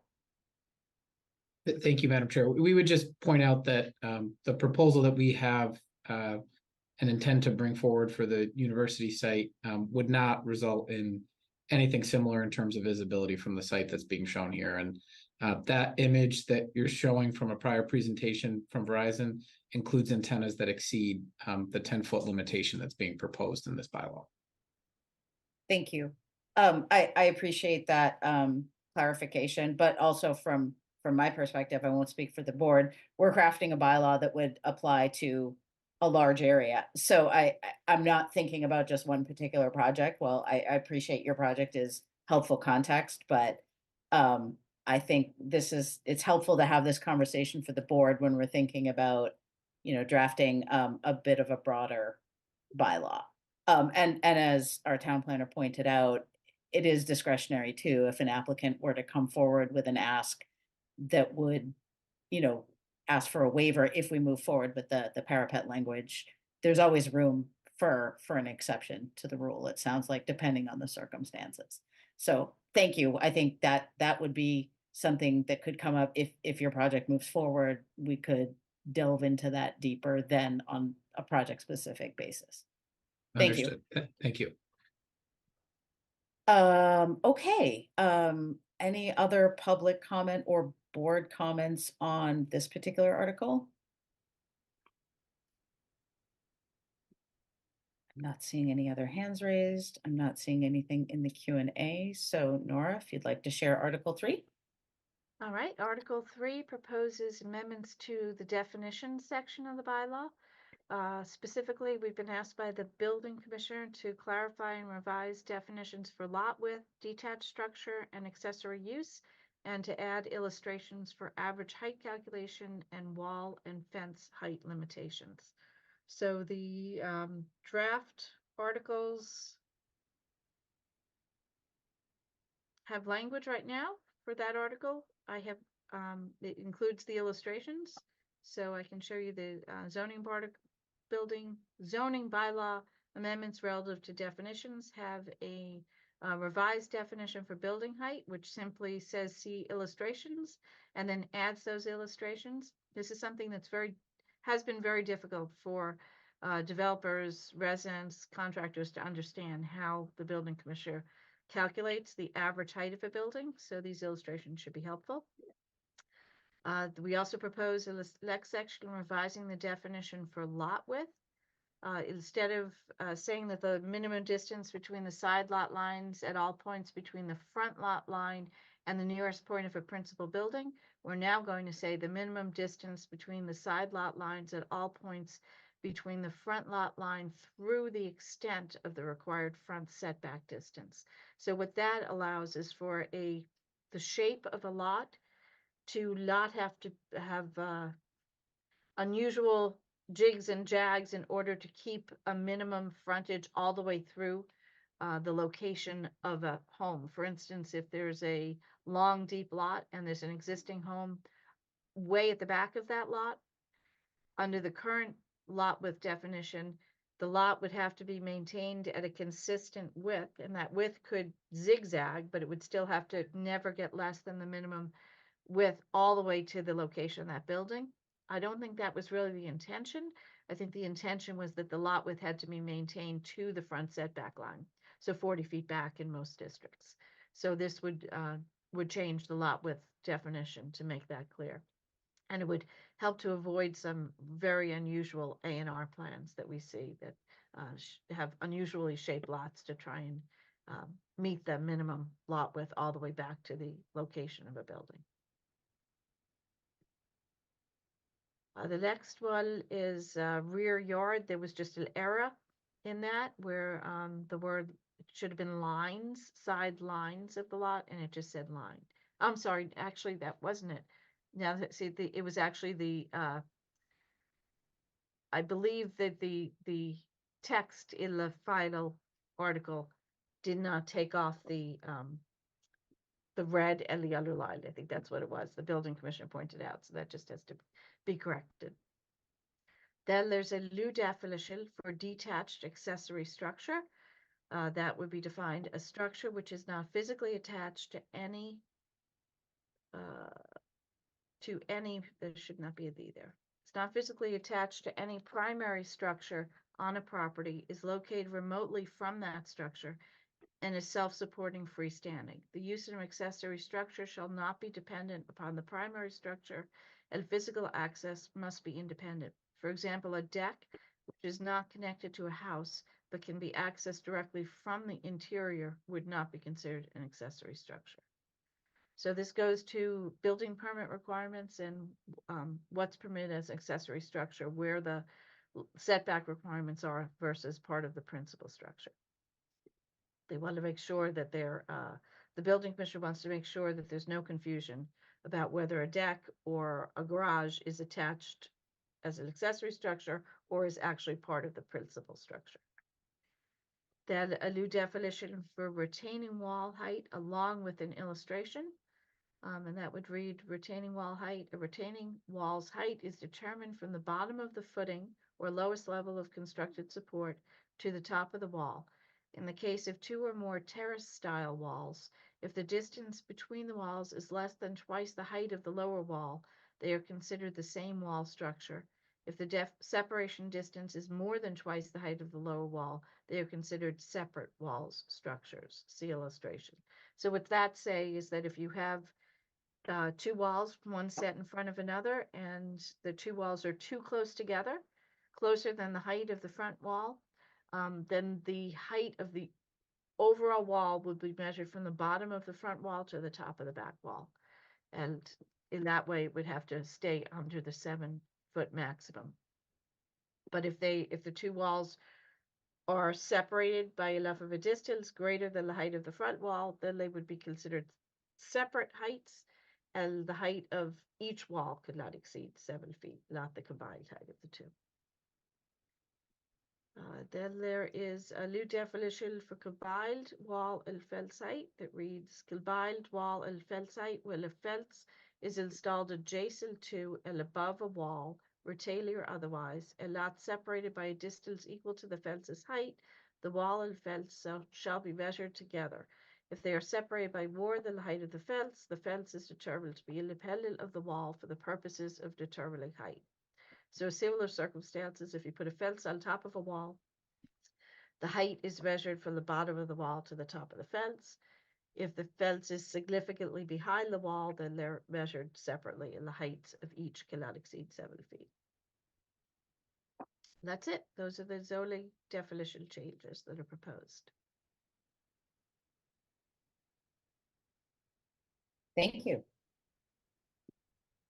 Any comments or questions from board members on that article? I think the illustrations are going to be very helpful. I know what and I'm a layperson, but when I look up those things, it can be very confusing. So I think the illustrations are a really good idea. See a thumbs up from Kate. Any other staff comments? I don't see any. I'll take public comment on that article. If anyone has anything they would like to share, please raise your hand or enter something into the Q&A.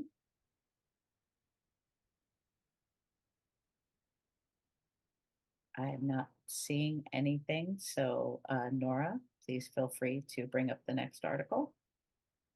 Okay, your next article is a housekeeping article, if needed, and this would allow for clarification of any section that's problematic, removal of addresses. Sorry, the two articles here. Housekeeping article if needed. So far, it's not needed, but if we find errors, we'll present them during this hearing. And the next one is removal of addresses and parcel numbers from overlay district sections. That's actually a separate article. So that is addressed in the text right here. Article 4 is a zoning map relative to zoning map references, a zoning bylaw amendment relative to zoning map references for overlay districts.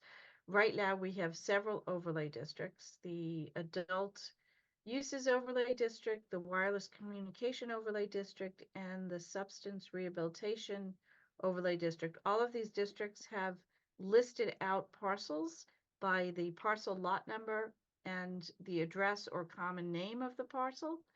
And we will be removing those and instead adding language that simply says, for instance, for the wireless communication overlay district, the wireless communication overlay district shall include all land within the administrative research office, highway business, industrial and industrial office districts, as well as other specific parcels shown on the official zoning map within the wireless communication overlay district. And we'll do the same for adult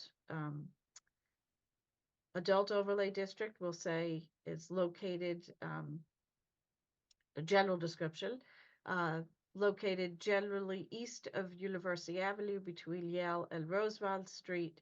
And then we will add language that says as shown on the official zoning map. Same for the substance rehabilitation facility overlay district. Right now that lists 5 specific parcels, and we will change that to say as shown on the official zoning map within the substance rehabilitation facility overlay district. So the reason for these changes is that parcel map numbers can change, especially as properties are revised through A&R process. Addresses can change at just the request of a property owner. To change an address goes to the select board, and that can be changed anytime. And then, of course, the use of the building. In some of these words, for instance, we had in the wireless communication overlay district, right now the bylaw references Westwood Lodge. Westwood Lodge has not existed for several years now, so the bylaw is out of date. So by just referencing the map, the area on the map does not change. So that will address the intention of the articles in a more consistent and permanent matter. And we've done, other overlay districts have done that already. So the University Avenue mixed use overlay district refers to a map. And then the new Mumford zone refers to a map as well.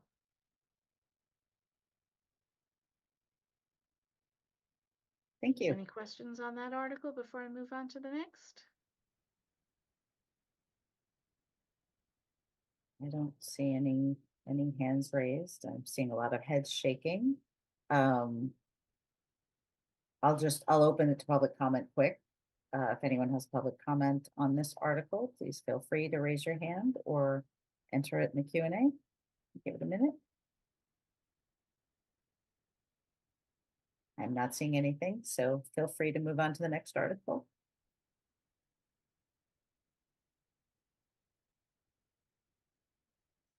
All right, the next article relates to accessory apartments.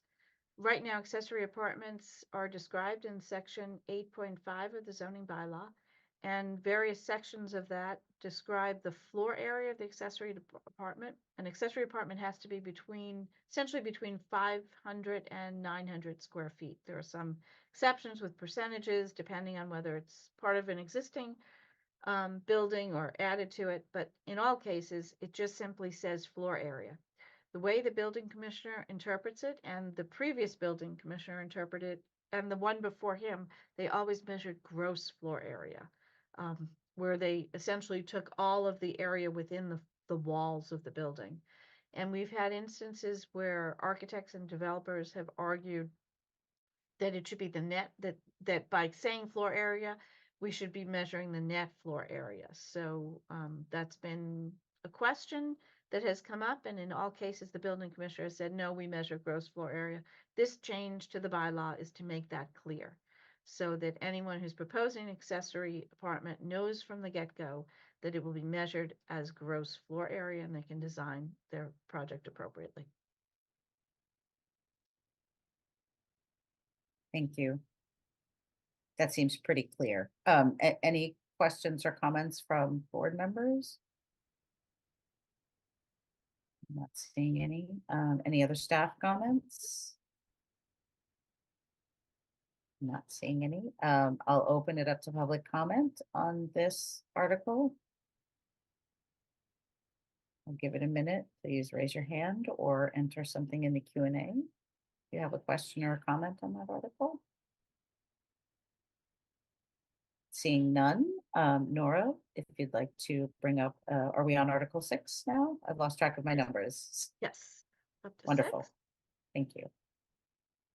All right, Article 6 is a general bylaw amendment relative to solid waste. So this adds temporary construction dumpsters to the general bylaw that the board had proposed at the previous town meeting. It does it as shown here. It amends section 3.4342-2 to specifically include temporary construction dumpsters. And it amends 342-3 by adding a sentence to the end, notwithstanding the above, a temporary dumpster associated with a non-residential or multifamily residential property shall not require integral cover, enclosure, or screening, but shall be covered by a securely fastened impermeable tarp or other means sufficient, other means sufficient to prevent the discharge of contaminated runoff or leachate into the soil, groundwater, or surface water. So one of the reasons we didn't include temporary construction dumpsters in the last go round was that we were concerned that the screening and covering requirements were too intense for a temporary construction dumpster. So this amends it slightly. It includes temporary construction dumpsters, but it allows for a lesser means of covering them, less expensive and easier to put on and off. And then it also amends the dumpster maintenance requirements by adding, so it'll say all waste and or recycling containers, including temporary construction dumpsters associated with non-residential and multifamily residential property shall be in good condition, free of damage caused by wear or misuse that would allow leaks to access by rodents. So it requires property owners to care for even a temporary dumpster to make sure that it's properly maintained. And I don't think that's it. I don't think there are any other changes to that article.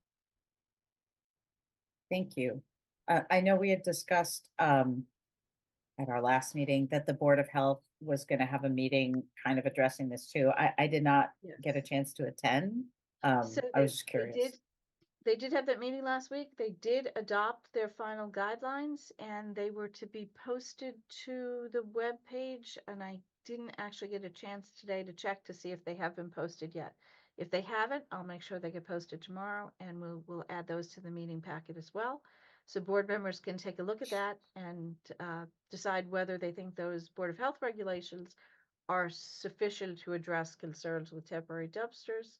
If you feel that those health regulations are sufficient, there's no need to go forward with this article. If you feel that they're not sufficient, then you can propose this article. And we've advertised it, included it in this hearing so that you're free to go either way. Great, thank you. Any comments or questions from board members on the proposed dumpster changes? I'm not seeing any additional staff comments. Okay, I will open it up to public comment on this article. Please raise your hand or use the Q&A.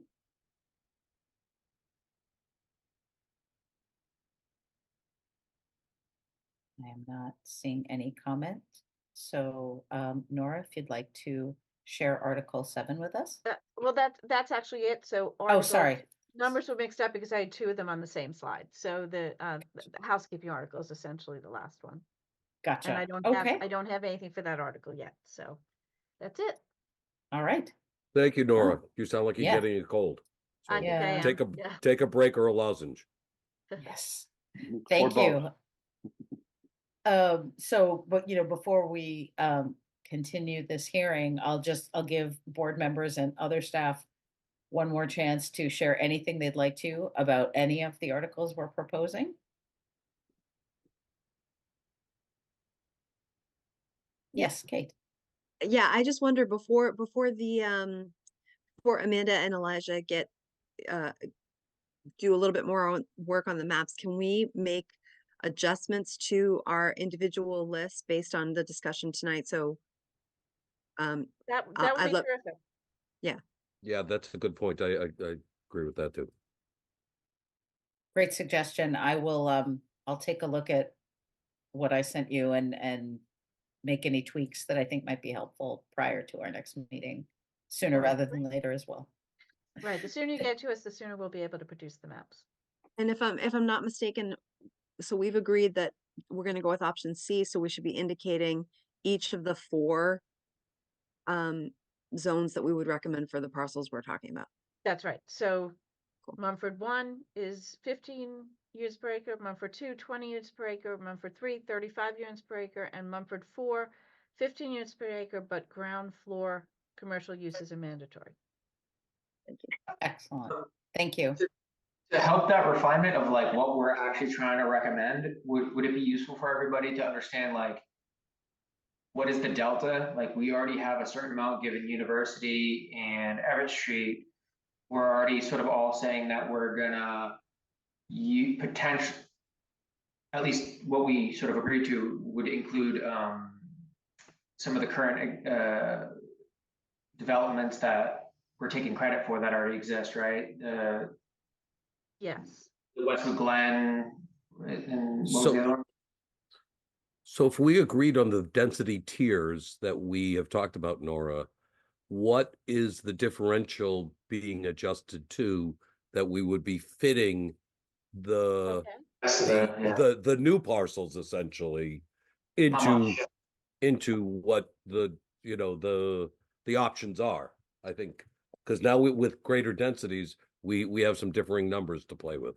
Right. So we still have only 16.16 acres, so we need to get up to 50 acres. So that gives you an idea. We need 34 acres.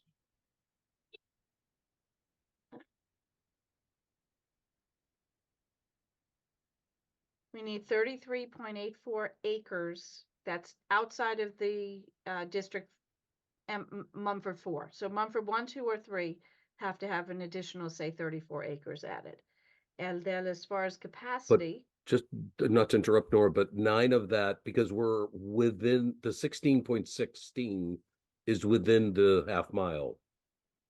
So we have 9 within 25, within half mile, and 25 Right. without, just Right. for clarification. Right. Right. Okay.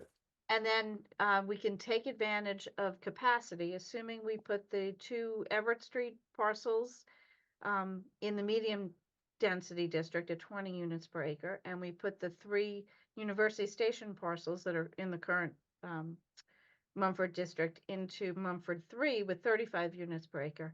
That gets us a total capacity of 464 units.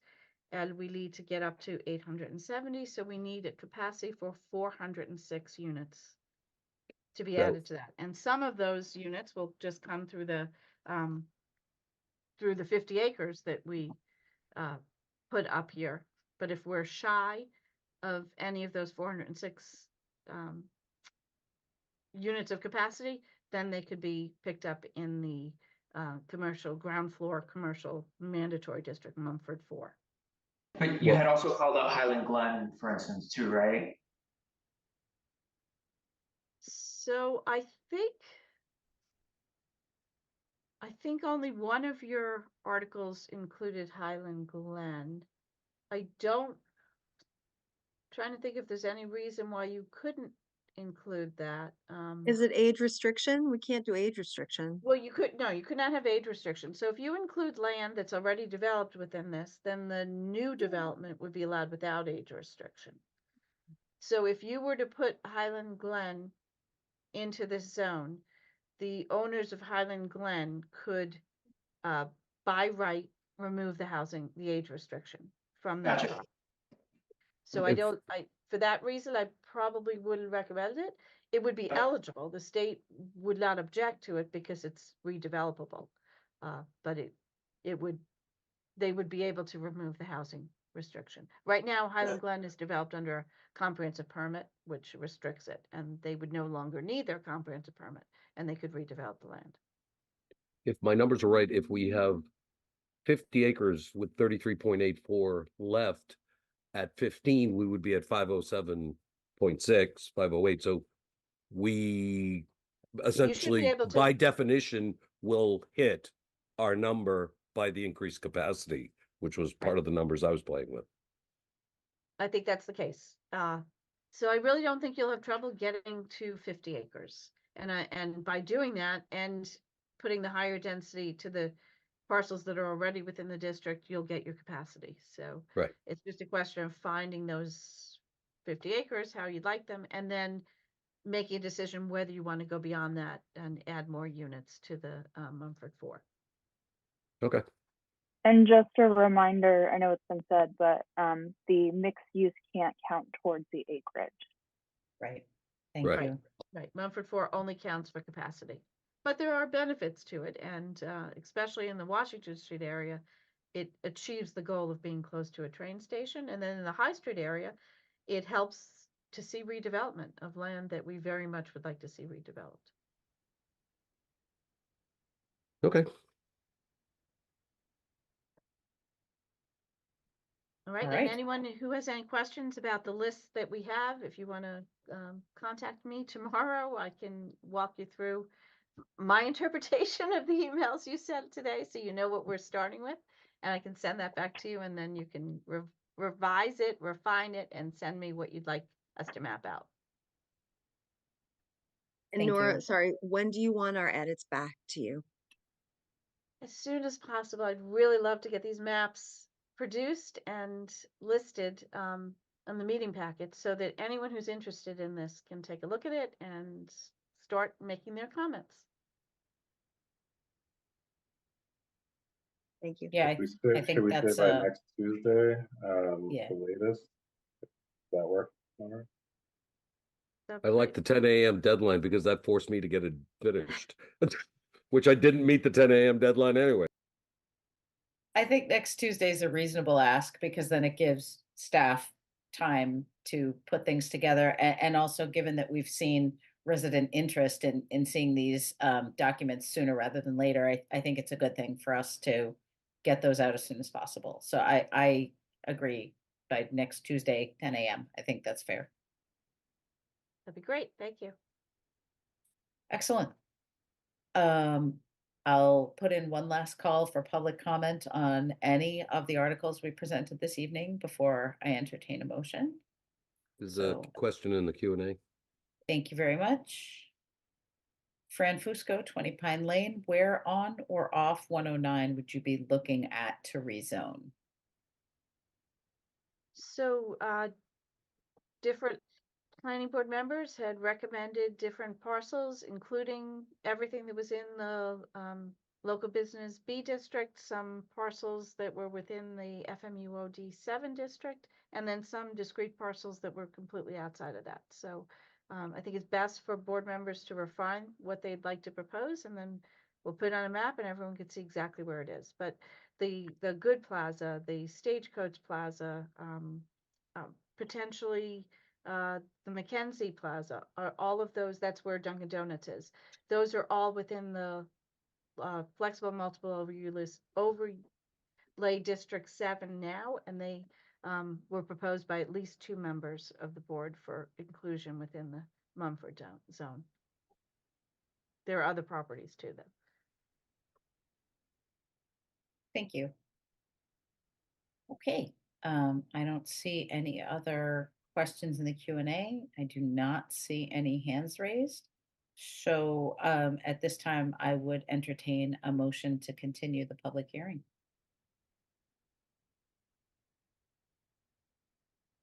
So move. Yes, second. Could Well, I you think we need the specific specifically- date. Yeah, continue it to January January 30th at 7 p.m. via Zoom. Yeah. Do you have So a moved. specific motion, Elijah? Second. Did you? Yeah, if you have language, put it up, please. I do not have the language on hand right Oh, now. man. Let me see if I can help. I would entertain a motion to continue the zoning amendments public hearing to January 30th, 2024 at 7 p.m. via Zoom. So Where the moved. Zoom link will be Second. available on the town website. Where And the Zoom you link don't will need to be give the link, available on it's the on the town town website. On the town website. Okay. Do we always say that?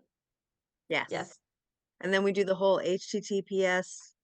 Whole, yeah, we do the Colon whole thing. / Yeah. I didn't Slash think we / did that on continuance. All right. I'm sorry, did someone say so moved? I amended my language to reflect, the link will be provided on the town website.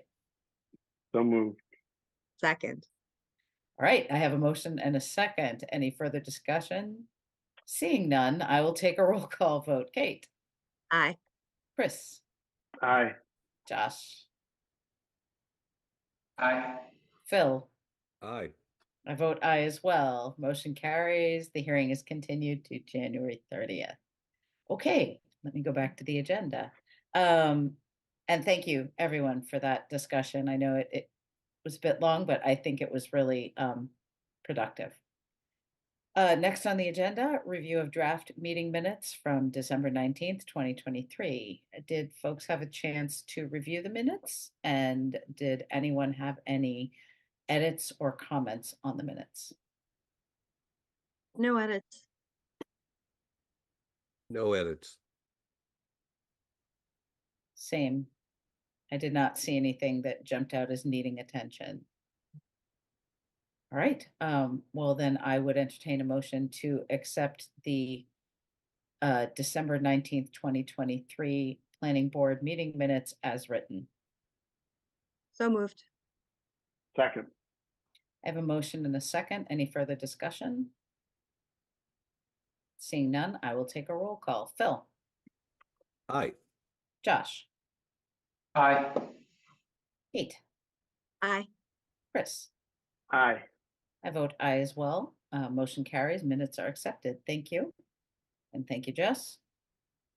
Next on the agenda are updates from agency and committee representatives. Has anyone been to any meetings or attended anything that they would like to report back on?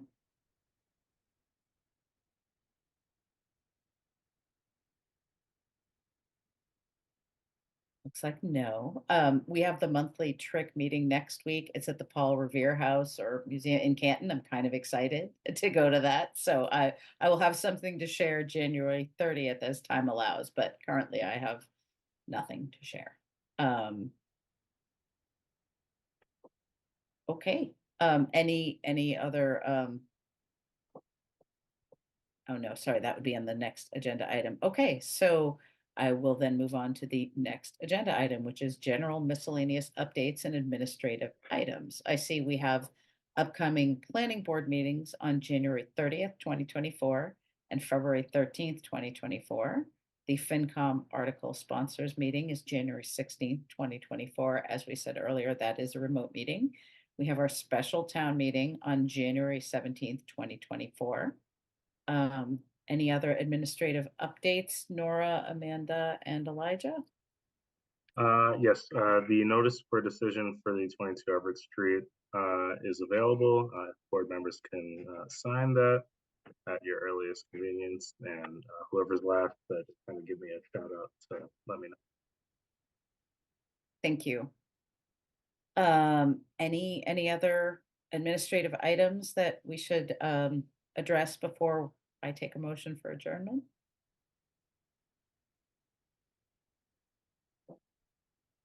Okay. I'm not seeing any other hands raised, so I would entertain a motion to adjourn. So moved. Second. Second. I have a motion, a second, and a third. Any further discussion on adjournment? Seeing none, I will take a roll call vote. Kate. Aye. Chris. Aye. Phil. Aye. Josh. Aye. I vote aye as well. We are adjourned. Thank you, everybody, and Happy New Year once again. Happy New Year. Thanks, everybody. Thank you, everybody. guys. Nora, thanks for all your efforts. Thanks, Yeah, thank you, Elijah and Nora. Amanda and you. everyone. Yes, Yep. thank you, everyone, for all the work and time. Good night, all. Yeah.